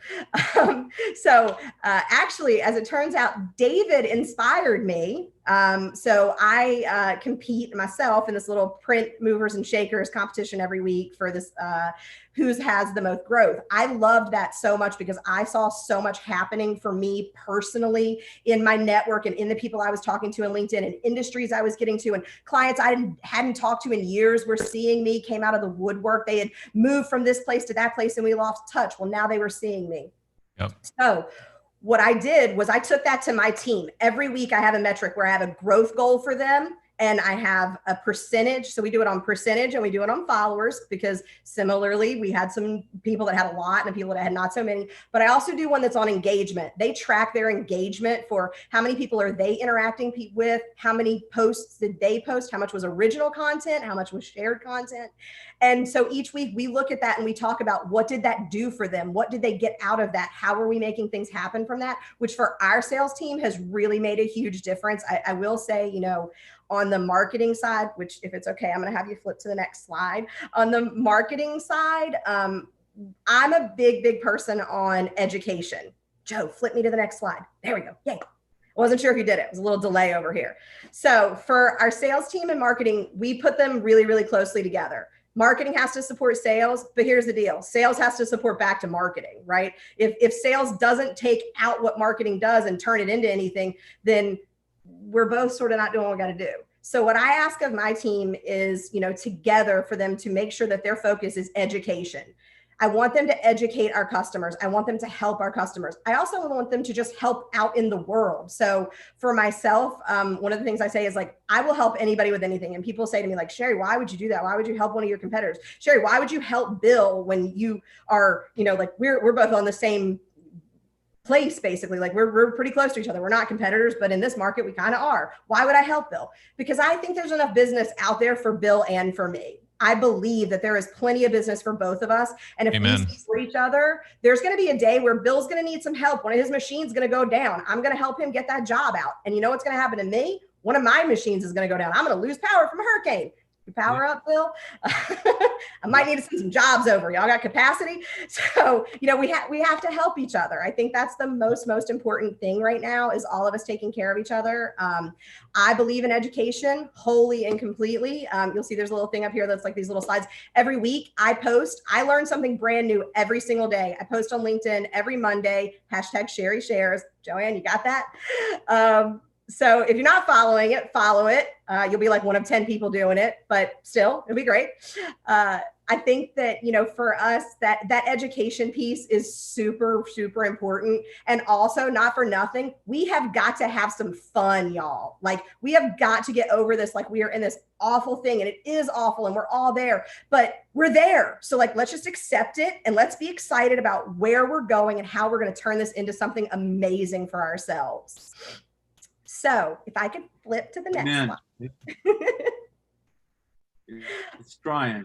I don't know why that's not. I think your computer's getting overwhelmed with Sheri, isn't it? It's like, whoa, hold on. She is a lot. So, the question I think about a lot is, what would I have changed? I mean, right now, what I've changed, I would have bought a damn generator because I would have power. But honestly, I try not to look backwards. I really try very, very hard to only look at like, what are we doing next and where are we going, and keep my eye on looking forward for us again. Like I will reiterate, like I am about growth, but it's got to be smart growth. So I'm eyeballing my 24-month, 20%. That's my number one goal right now. How do I get back there in 24 months? And what do I have to do to make that happen? I want to set my team up to succeed. And that's my production team, my sales team, all of the folks who work for us. I have 100 employees that I am stressed out about their livelihood. So I'm going to do everything I can to make sure they're taken care of. And in doing that, I'm going to go out to our customers and say like, guys, I need your help. Like, what do you have going on? Help me drive in some business. I have no problem asking for it. And I think that's something that salespeople get really nervous about, like going to customers and saying, I need help right now. We're hurting. Will you help me? Don't be afraid to be honest with your customers about that. They're going to want to help you. So I hope that is one of your big takeaways is like, be transparent with your customers and be really open about where you are. Stay positive and keep looking forward. We're all going to get through it. We're all going to thrive in the end. And, I think as we move forward, we got to keep helping each other, right? Absolutely. Beautifully said. And boy, there's a lot of love coming your way from all the chat. You can check it out here. So well done and done. So thank you so much. And I know there's going to be a bunch of questions when we move forward. All right, so now we're going to flip the page. We've had the most awesome speakers, each of them bringing some amazing insight, high-value information to our attendees. The comments have been off the charts to each of the speakers, so thank you again. And they'll be back on during questions. So now both Mindfire and GPA are going to spend just a couple minutes sharing with you some of those recap to the revenue rapidly strategies that are working for our customers. Across the globe, we've got thousands of companies that are Mindfire customers that we're helping grow. And that's a big focus for myself and the team. So let's look at some of the sales related questions you asked. Number one question was, how do we engage prospects and customers during COVID? Well, first of all, let's talk about a universal truth and challenge that most printers face, not certainly our speakers today. It's harder for sales to connect with prospects and customers. Why? Because they're all super busy, and because a lot of times they don't want to talk about print. Number two, customers don't remember all your capabilities capabilities. What are you doing to stay top of mind? We'll talk about that. And number 3, many customers don't view PSPs as innovators. Why is that? We're going to talk about that. Those are 3 trends I've seen interviewing over 2,000 company executives the last 2 years. So with that in mind, consider this. The 21st century buyer is increasingly cynical of vendors, and they don't want to engage with reps utilizing a one-size-fits-all strategy. Of course, according to Forrester, 59% of buyers prefer to do research online instead of interacting with a sales rep because the rep pushes a sales agenda rather than solve a problem. I think Sheri said that. I think one of the other speakers said that. You know, are we solving problems for our customers? With that in mind, here's a bunch of data you can look at after the session. But what does this data suggest? That your customers, your prospects, they want to see high value content that speaks to how you can help them achieve their business objectives and solve a problem. And that's what is essential for success. So if these trends impact our abilities to generate new opportunities for print programs and revenue, what's the answer? This is the answer. You have to have an integrated marketing program that connects with your prospects and customers and educates them every day on how your organization can solve problems and create new opportunities for revenue growth. Now, most of you don't have the capability and capacity to do what you see on your screen. That's what we do every day at Mindfire. But here's an example of a program most of my customers are executing every day. They've got 3 or 4 different channels, and they're engaging with their prospects, providing them with high value insight on how their company can help them solve problems and meet needs. And why is that important? Because in today's world, your target audience is available on 7 channels and 4 devices in a 24-hour period. So for that attendee that asked the question, what's the number 1 marketing channel? There isn't a number 1 marketing channel. You have to be on more than 1 channel and more than 1 device to connect with your target audience. So there are more channels to build the engagement with your customers and prospects, and you've got to identify the right ones, and we can certainly help you with that. So, key solution: to become a critical resource to your customers and prospects, they're looking for that. And that's what I coach every one of our customers. How are you defining yourself as a critical resource to your customers and prospects? And buyers don't want to hear a sales pitch, they want to learn something. So let's show you an example of how our customers educate. Sheri, you and I have the same approach. We want to educate the heck out of our customers and prospects, because guess what? When you're educating them with high value information, content, you don't need to sell them anything. They're going to raise their hand and say, Joe, you just showed me a program that's going to allow me to recapture my revenue immediately. Can we talk? Can you share with me how you might do that? So here's an example of one of our small customers, probably about 25 employees. He came to me, he's in a big market, and he said, Joe, I need help. We've got to recover some revenue. So this is a wave that we just launched a couple of weeks ago, and it's asking his prospects, what's your revenue recovery program? Do you think most of your customers have an actual revenue recovery program in place today? Let me tell you the answer. No, they're looking for the secret sauce. So when you read this email, we'd like to discuss your revenue recovery plan. If you're like most of our customers, you've seen your revenue take a hit the last 90 days. As such, the number 1 need for all companies is revenue recovery. Does anybody disagree with that approach? We're just speaking the honest truth to this prospect.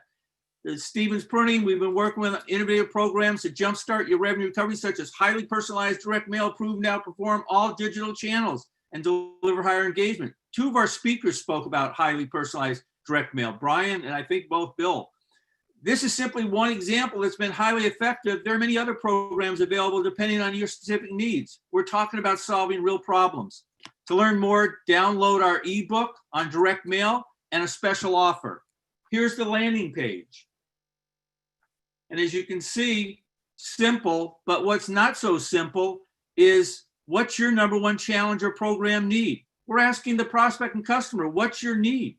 And would you like to schedule a meeting? Really tight messaging. They can download the ebook and the postcard offer right here. Very engaging. In fact, when you have good messaging, good content, Look at the open rates. 42% open rate on that email, 37%, 73 downloads with the first touch, 18 on the second, 4 on the third wave of non-responders, 101 downloads on this one piece of content. What does their sales team do? They pick up the phone and say, hey, Brian Scott, what impacted you most about our millennials and direct mail piece? And Brian says, I had no idea that millennials were going nuts over direct mail.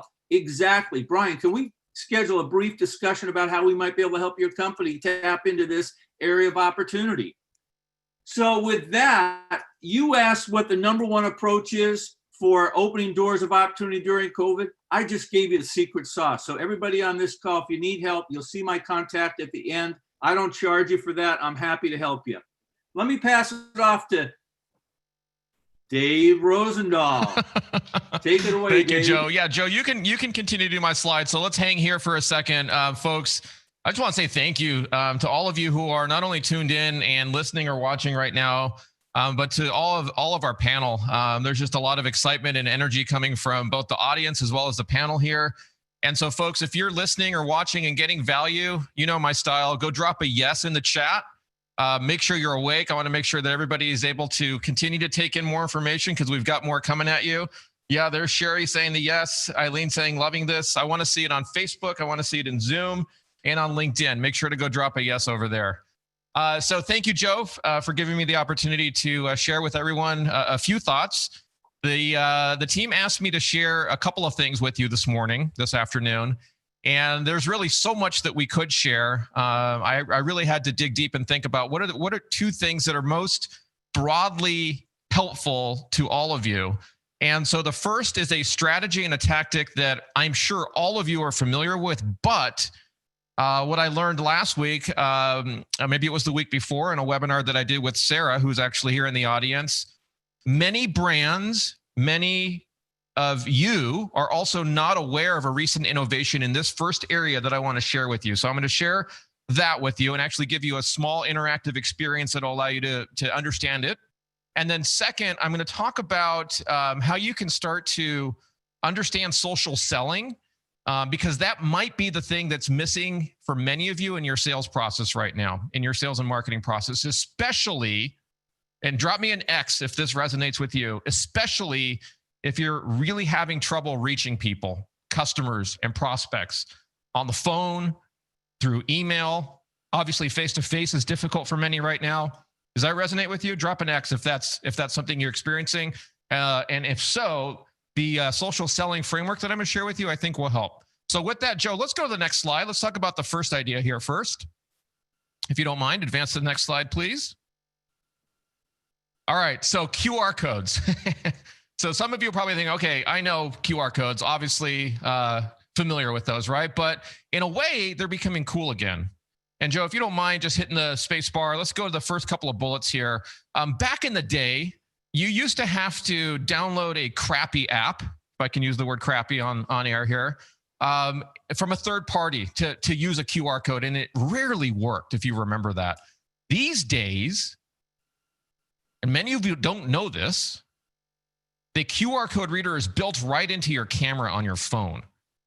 So what this means, and you can see the little snapshot here, is if you have it turned on, you can just take your camera, point it at a QR code, and jump very easily to a URL or to a Pearl or anything online from a printed piece to the web. So let me show you an example. Go grab your phone right now, men and women. I give you permission to multitask. Turn it back on because I know you've turned it off. Okay, I see Marianne's got hers. Open up your camera app. And Joe, go to the next screen, please. I want you to open up your camera and let's see if you've got this enabled, okay? If you have it enabled, point your camera at the screen and it's going to prompt you to open up a web browser, okay?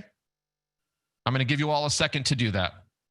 And when you do that and you click on that, it's going to load a page where you can actually click to connect with me on LinkedIn. You can click on my name and it's going to prompt you to go over to LinkedIn. And if we haven't connected, by the way, let's please do that. Now, this is just one example. So you can go from a printed piece, a direct mail as an example, to the web, to a Pearl, to a landing page, to a microsite in a way that's much easier and faster for the recipient of that piece. How many of you did not know you could do this? If you didn't know you could do this, drop the word camera in the chat, whether that's LinkedIn, YouTube, Facebook, or Zoom. If this is new to you, I want to see the word camera. Bloody amazing, says Helen. Camera, says Kamisha. Brett says camera. Yeah, I had a feeling that was the case. Now, Joe, if you don't mind, go to the next slide. Let me give you guys some ideas here, guys and girls. Joe, perfect. Just click one at a time, Joe. Click the first one. All right. So a couple ideas here. If you're interested, just the first one, Joe. Hit backspace twice if you don't mind. The first thing you can think about here is for those of you who print direct mail. If you're doing direct mail, one more time, Joe, for your clients, B2B or B2C, right? Consider in the call to action or the Johnson box that you have there for that direct mail piece using a QR code. I'm sure you've considered that in the past. QR codes have been around for quite some time, but they haven't been this easy to use as you all just experienced, right? So for more and more consumers, they're going to become accustomed to being able to take their phone, open their camera, point it at a QR code, and engage. So that's the first idea. Second, Joe, hit spacebar once, please. Second idea is, and this we're just ideating here with you and for you, menus that don't need to be touched, right? So we're seeing more examples of this within our client base where menus can be printed with a unique QR code for each item that allows you to add that to an electronic shopping cart or checkout process so that people don't have to touch the menu. Obviously, you can discern why that might be. So another idea for some of you who have restaurant or retail customers that have some sort of ordering process where folks want to be able to do it in kind of a touchless environment. Hit the spacebar one more time, Joe. And for those of you who do, wide format, do signage, things that get printed that can be seen by the public, think about how you might be able to help your clients drive engagement from signs or other things that are printed outside of their building. Is that making sense, everyone? Amen. Yeah, you got that, Joe? All right, so folks, if you got value from that, just drop me a 1 in the chat. I want to make sure that that was helpful to you. That's the first idea. Like I said, that's a strategy that I'm sure most of you are familiar with. The idea of a QR code is not new, but the fact that you can use it so easily, my Facebook friends, LinkedIn friends, Zoom friends, that's probably something that's new for many of you, as I saw from the chat. All right. Now, the second thing, speaking of LinkedIn, I see Joanne said, Dave, you're a sneaky one, right? I am sneaky, Joanne. You know that. So if you look at the screen here, I'm sure all of you are familiar with LinkedIn, right? There's a lot of common issues going on right now that LinkedIn is actually solving. Social media is solving for a lot of people. As I mentioned, I hear all the time from our clients and our prospects that it's hard to get in touch with people. It's hard to get people to reply. It's hard to reach people. You send out an email or you send something out and no one responds. People are working at home. How do you find them there? Questions like, should I even be selling right now? Well, yes, you should be selling right now. You have a moral obligation to do that, folks. But if you think that any of those ring true for you and your situation and you're frustrated, then what I'm about to share with you should help. There is a common misconception that LinkedIn is just for job hunters, people looking for work, that it's kind of this online collection of CVs or resumes, right? I'm sure a lot of you have thought that, and at a time that was true. But as Sheri mentioned, as Bill Duerr mentioned, it has become so much more than that. And I want to share with you the model. There's 4 pieces to it that you need to put in place as a leader, as a marketer, as a salesperson, to be able to engage your audience so that they're coming to you. Okay, we're going to do it very quickly. So Joe, if you don't mind, go on to the next page here. If LinkedIn is not quote unquote working for you, it's likely that you're missing this. Just one piece at a time, Joe. Yeah. First of all, the first thing that most of you are doing wrong or haven't put enough time into is establishing your brand on LinkedIn, meaning recrafting your profile. The thing that many of you just went to on LinkedIn right now when I sent you that QR code, you haven't crafted your profile in a way that is magnetic to your target audience. That's the first thing that you need to do. Second, Joe, if you hit spacebar again, the second thing that we need to do is we need to publish content. You heard Bill talk about doing that. Certainly Sheri is doing that on a very regular basis. What that does is it positions you as a thought leader, whereby you publishing meaningful content, posts that give your audience value and giving away your best, you start to draw people to you. So many of you, men and women, I'm calling you out right now, Go to LinkedIn and say, hey, call me at 1-800 for, 1-800-123-12345, whatever the phone number is, if you need more business cards. Silly example, of course, right? But you're just putting that out there, and you haven't, my guess is you haven't gotten any meaningful response. Most of the time, you won't get any meaningful response from that. The reason is you haven't provided enough value to the audience to get them to engage you. And the way you do that is by publishing content. So that's the second piece. The third piece is you need to connect with people. You need to build your network by connecting with decision makers, the folks that you want to be working with in a non-salesy way. So if you don't like being salesy, this is perfect for you, because the way you connect on LinkedIn is very much like we would connect at a networking event or one of those lunch tables at a trade show. You sit down and you just start talking. Sheri, I know you and I would probably start talking within a second, right? That's just how we are.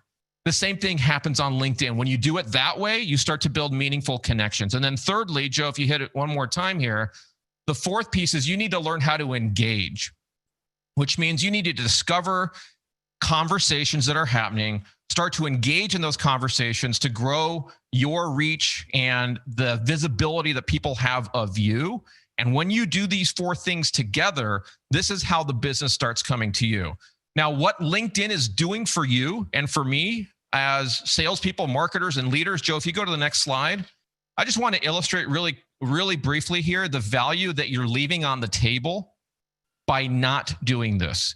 This number, $48,236.70 that you see here on the screen, this is the value of the organic reach, meaning we didn't pay a dime for it. This is the value of the organic reach for, I don't know, Mackenzie, do you remember this was analysis? I think this was the first 6 months of the year from just my account here on LinkedIn, okay?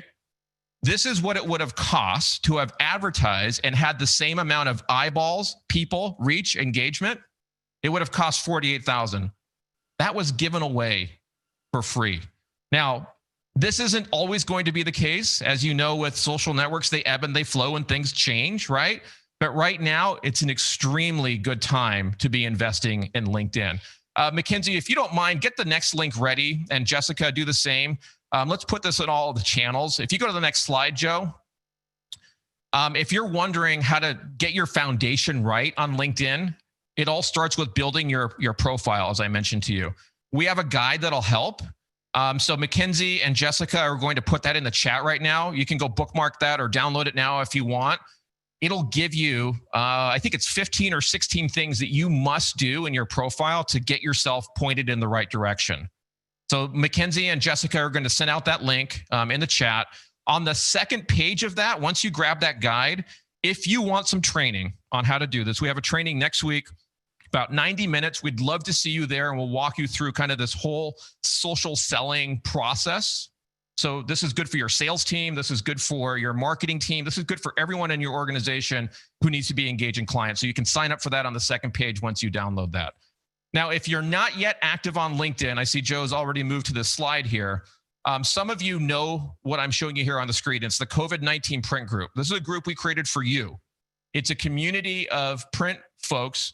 Sheri is very active in there. Craig is active in there. Marianne is active. I think everybody that I'm seeing here on the screen is very active in that group. So there's a couple reasons why I want you to know about this.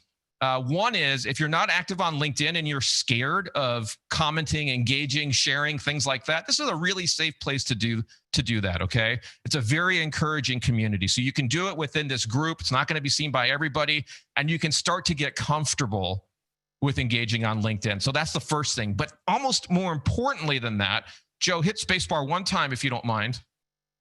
There are jobs in this group, meaning work for you, men and women. We work really hard. There's a group of moderators. One of them is actually here in the chat, Joanne Gore, and a group of others that work hard to bring sales opportunities to all of you. This is one that just came in yesterday. This client said, I'm ready to buy. I'm ready to place an order today. Here's what I need. Okay. I posted it on her behalf because I knew she would get inundated. And I don't know if I can see the comments here, but at least 30, 40 people engaged on that. If you're there, if you're active, if you're engaged, you're going to find opportunities for sales in that group. All right. So Mackenzie, if you don't mind, put the link to that group, and Jessica on our side, if you can do that as well, throw the link into chat. Go over there, join that community. It'll take us a couple of minutes to approve you, start to engage, and I hope this has been helpful to you. So folks, I shared with you how to use QR codes and the new innovation that many of you can now tap into. And second, I shared with you how you should really consider social selling. Go download that guide, sign up for next week's training, and we'll go into more detail next week when we see you. All right, with that, I'm going to turn it over to Mackenzie. Hey everyone, so it's been awesome. Everyone's been great. I've loved all of the speakers, and I just want to kind of bring this home with one final thought, and that is that we at Mindfire, we at Blooming Color, we at GPA, all of us can come and bring you a million ideas and tell you, hey, this is working really well for us. This is working really well for us. But I want to just make note the importance of the fact that your prospects and customers have their own unique challenges and their own unique needs. And so the point that I want to make is that their needs may have changed. Things that you used to sell them or used to provide for them might have shifted, just like our businesses have pivoted. And next slide, please. Our job as marketers, as sales professionals, as business owners is really to serve them. And so in order to serve them, it's really important that we get curious about trying to genuinely understand, how have your needs changed? What are the challenges that you're currently facing? And then figure out solutions to those. And so this comes from open communication. This comes from dialoguing. This comes from asking questions. This comes from watching. And so instead of trying to always, bringing new ideas is wonderful. And they're looking to you to be thought leaders and share things that are working elsewhere. But I think it's our responsibility to also make sure that we're tapping into their unique challenges and needs by getting curious and genuinely asking how you can help. And so just want to offer one tactical tip here. Next slide. Yeah, and I really liked it because Bill said, and I wrote it down, he said, ask your clients, what are you up against? What do you need? And what are the challenges you're facing? And I love that because that's exactly what I'm talking about here. And the tactical thing that I just want to bring to you is for you to actually survey your customers. What are you up against? What do you need? And what are the challenges you're facing today, to quote Bill on that? And so just to share a story, I spoke to a client recently who was really, they were having trouble connecting with their prospects and clients. They said, what we used to sell them and what we used to help them with, like, they don't even need those things anymore. And I don't know what they need. I want to be able to help them, but I don't know what they need. And so we talked about it, and they decided to do a fun interactive survey. They actually auctioned off a drone. So I think the drone was $85 or something like that. And they auctioned it off for everyone who took part in the survey. They said, listen, we want to help you, but in order to best help you, I want to know what you're up against and what challenges you're facing. So take part. And it was, I think, a 3-question survey, and we're offering off a drone. They got tons of responses. And the cool thing is that he asked the question, they asked this question, what do you need? How can I help you? They listened. They actually sifted through the responses. They actually took the time to ingest that data and understand. And then they used it in a few different forms. The first thing is they built their marketing content collateral around the responses that they got in. So when they started to post on LinkedIn, when they started to share in emails, the content that they were sharing was a direct reflection of the feedback that they had got of what people actually needed, which is really cool. The second thing they did is that they shared this information with the sales team, so that the sales team, when they were picking up the phone and calling, or when they were emailing, or when they were communicating, the sales team was speaking to specific needs and challenges that those specific customers had, because they had actually asked and they had actually received that data, right? And lastly, based on those needs and challenges, they created solutions that spoke to those needs. And so my only encouragement here is just to make sure that you are tapping into the present and current state of your prospects and customers. Let's not always assume that we know what they want, right? Let's actually get out there and develop relationships. Let's ask them, all in the goal of being able to best serve. Well done. Final thought from Mindfire is, if you saw anything programmatically that you need help with, you don't have the resources, we've got 2 teams that can help you with anything. All right, so now we're going to turn it over to GPA. They're going to bring us home and wrap up with their final coaching tips in a number of areas, and they've got some really good ones. And then we'll move into Q&A. But Mary Ann, Craig, it's your time. Awesome. Thanks, Joe. If you want to push to that first slide. So we talked a little bit about reinventing and reimagining things. And, David, you talked about the QR code. My brain kind of went crazy. But loyalty programs are Crazier coming back. or crazy? Crazier. Yeah, right. Loyalty programs are coming back. And what do I mean by that? So Taco Bell, during COVID, reintroduced their loyalty program, right? They want to get people to come to their drive-thru and order some tacos. Well, immediately, Wendy's has followed. And guess what? If you guys follow me on LinkedIn, like Sheri talked about, there is a $200 million marketing campaign that McDonald's is launching, $200 million. So what would be better than a loyalty program? And if we're talking about 7.2 channels that people like to be touched with, what about an ID card with a QR code that changes every week with information? So think about that.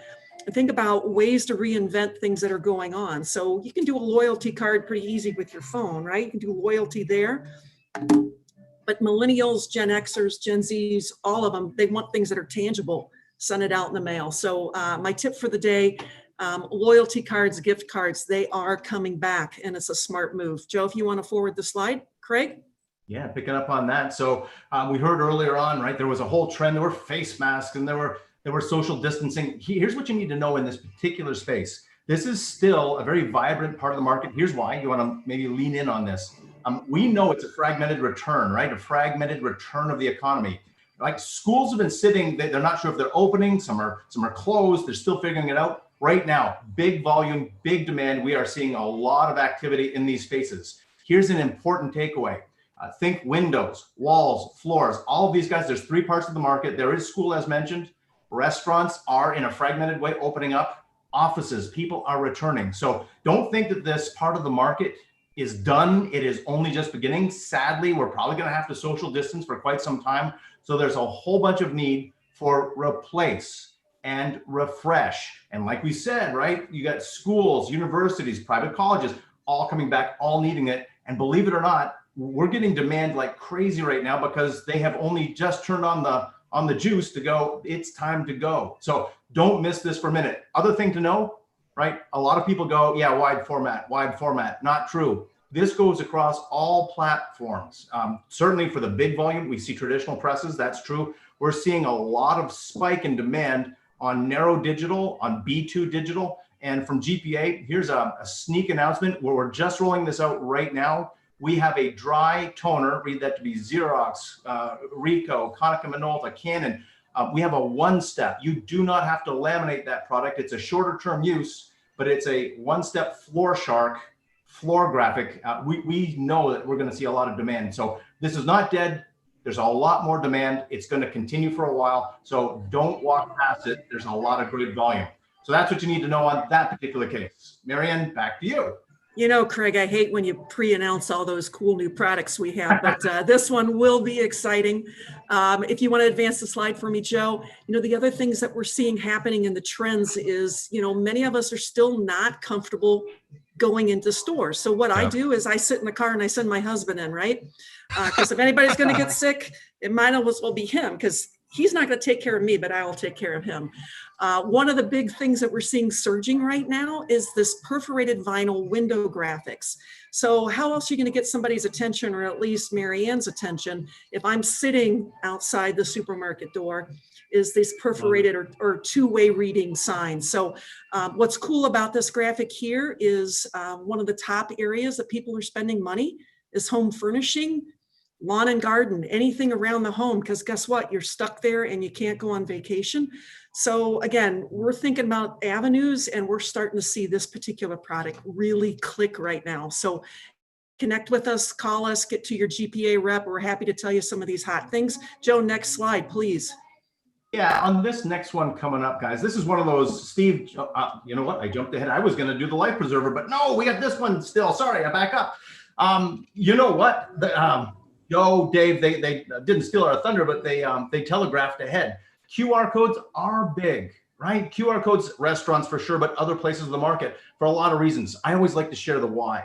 The why on these, if you're a restaurant, right, you don't know if you've got the full complement of your traditional menu options, right? So you need some flexibility. Part two, your costs are still crazy. So the cost and therefore the price is a moving target. So what a great solution to have a QR code for your menu. And today, Dave just walked us through a great way to make that even more interactive. So don't miss the opportunity, whether it's a placard on the table, whether it's a self-adhesive label, right, that's on the table, or even a pop-up tent. QR codes are king. Having said that, we're seeing the first green shoots of some real solid demand in synthetic menus coming back. Why? Right? Nobody's talking about the Waffle House menu, right? The greasy ones, all the rest. These are very elegant synthetics, right? That can be washable, right? In this COVID market, washable with bleach or isopropyl alcohol. We're starting to see that now. Why do people like these in print? Compatible with a lot of platforms, right? You don't have to laminate. You can clean them. They can be compliant with CDC guidelines right now. So watch for that. We're seeing green shoots in that part of the market. So certainly seeing that as a trend. Watch for it. Take advantage of it. All right, now for the next slide. We're going to do the Steve Jobs now for something completely different. All right, we got two as we wrap up. And this is be the life preserver. Hear me out on this, right? And so we're going to put ourselves in the shoes of the print buyer. They're not dumb, right? They're dealing with unbelievable pressures, whether you're in retail or whether any other part of the market, right? And they're looking back into print and they're going, maybe some uncertainty, maybe some risk. So what do they want to do? They want to mitigate their risk as much as they possibly can. So what is an interesting proactive sales solution you can bring? Address the risk, right? Be that life preserver, meaning now is the time to seed the idea. You can be a secondary supplier, something you've always wanted to do. Maybe you've been shut out for a variety of reasons. This is the time when buyers are starting to think a little more liberally out of the box. And for things like this, if you are positioning yourself as that secondary supplier, you're addressing their need to mitigate risk, and you're not asking for all the business. You're just trying to break in and ask for 10, 15, 30% of the application to break the ice, bring some volume to your press, but help them manage their risk needs, right? That's unconventional in print, but we got to start thinking in those terms. Think outside the box. So that's a good takeaway. Marianne, anything on that one you want to add? No, but I think, one of the things we said in our last webinar is go back and revisit things that were happening before COVID. And what we're finding is there's many brands, many customers that are now ready to re-engage. They realize, as Sheri said, this is not going away, right? So we might as well adapt and do something about it and just take what we're being given right now. So just to add to that, Craig, I think, thinking about that too and saying, hey, let's go back to some of the things that we had in process before the world changed. Joe, next slide. Ma'am. It's coming. It's thinking. There we go. Perfect. All right. Here's our wrap-up slide, guys. So value engineering. Here's the takeaway on this, right? You might be pressured on price, but save your margin, right? Neat trick, right? Listen to their need for perhaps price, right? Navigate as best you can. Doesn't mean you have to give up margin. For supply partners like a GPA, right? We get it. We'll partner with you as they're coming and asking in this unprecedented time. There are some unprecedented solutions. You might have an application that's always been on a certain substrate, a certain approach for years and years, right? In this particular time, if you're under so much pressure on price, we can certainly think about, maybe we'll look at, in the world of good, better, best, maybe there's an alternative. The important takeaway is with that approach, you can preserve your margin while perhaps giving concessions when you have to on the price point for your customers who are facing some pretty important challenges. Value engineering is what we call it. And certainly from GPA, we're into conversations like that. Certainly, we can look at opportunities. Think about this as a tool for your business, because at the bottom line, you need to make money to keep the lights on and to continue through the process. Value engineering, we can look at that. Yeah, Craig, one thing to add to that too is sometimes by taking touches out of the process. For example, we talked about the one-step floor graphics. So if we take the lamination portion out, it's also value engineering. So it's not just down gauging or switching or doing things like that. It's taking a look at the overall total cost of the project and see where you can eliminate some of those costs. So Joe, I saw Q&A. I'm going to head it your way. We're wrapped up. Perfect. Thank you so much. Great insight. I love that QR code example you guys share. I'm going to share that with all of our customers because it's so spot on for the restaurants. I love the menus too because that augments something we're doing with a lot of customers. Well, it's hard to believe, but we've been here almost 2 hours, and it's gone like that. Listening to each of the presenters, the amazing preparation and the interviews and the questions have just been amazing. And I see all the comments of how much you all benefit from that. So now is an opportunity to ask any burning question of anyone that's left here. We've got Brian Scott and all the GPA and Mindfire folks, and any question you ask, we'll get to Bill and Brian, the rest of the guys, Erik, I should say. But again, do we see any questions we want to dive into? Joe, and any of you let me try to hit as many as we can in like 5 minutes. Does that sound good? So if I direct a question at you folks, just try to answer concisely. Sound good? Perfect. All right. So I'm going to address this to GPA, decide who wants to answer. This is from Adriana. Any substrate with antibacterial coating that's ready to print? A lot of demand. Let's go with no for no is the answer right now. There are solutions that are out there. That's probably an offline conversation, but nothing ready to go from an antimicrobial point of view. Okay, Joe, if you don't mind, put the GPA info on the screen just so that Adriana and others have that. Yeah, Marianne. Yeah, just quick thing. Antibacterial is not antiviral. So coronavirus is not a bacteria. So make sure that when we chat with you guys a little bit about this, we understand the marketing ease. What we do have some products that can be sanitized, high level cleansers, a bit different. So thanks. Got it. Yep. I'm going to direct this one to Erik and Bill and maybe Sheri, if you can just give a 20-second response, if that's possible. Sheri, starting with you, how do you forecast your year ahead when the past is no longer an indicator? Sheri. So for this year, basically what I did is I took where I think we're going to be. I went out to our customers and I asked them truthfully, what are you guys projecting for the next year? I asked our customers, what are they projecting? And then what volume of that did they think they were sending to me? Okay. Bill?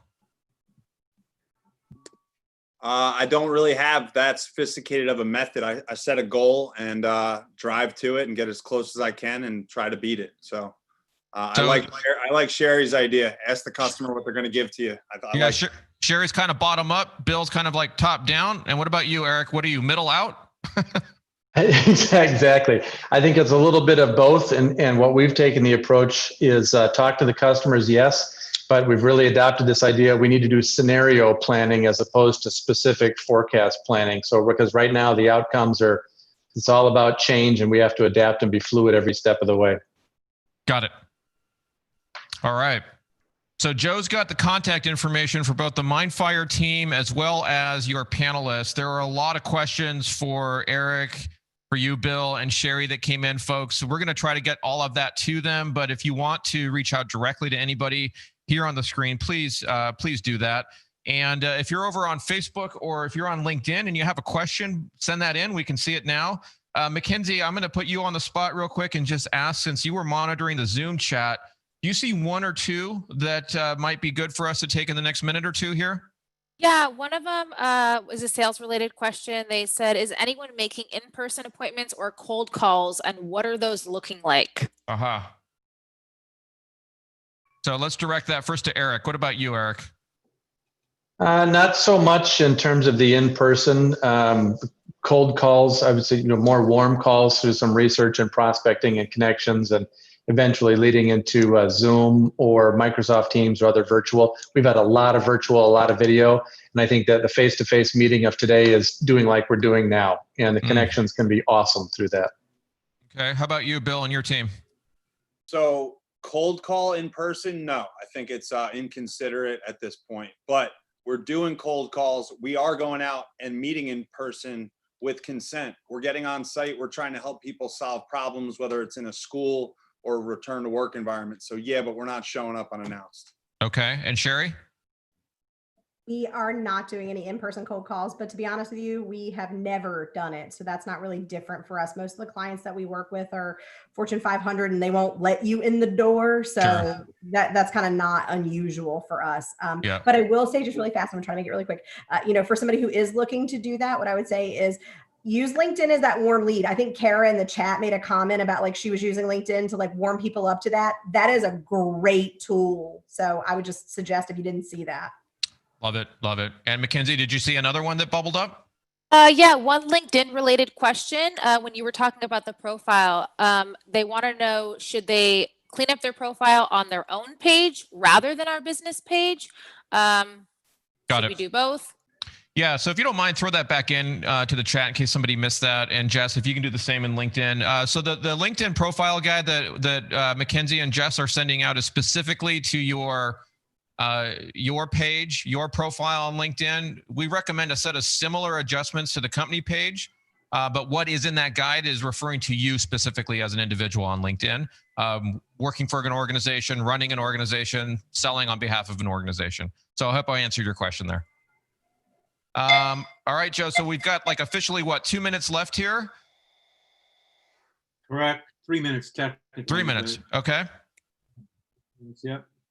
Awesome. Again, just while you're looking at questions, again, for our speakers, thank you so much. You guys rocked it. I mean, the comments that I viewed from the audience, they love the fact that each of you guys brought so much to the party, and each of you were different. They really appreciated that. And again, to my GPA partners, the hours we spent preparing, Jessica, Marianne, Craig, you guys rocked it. Thank you so much.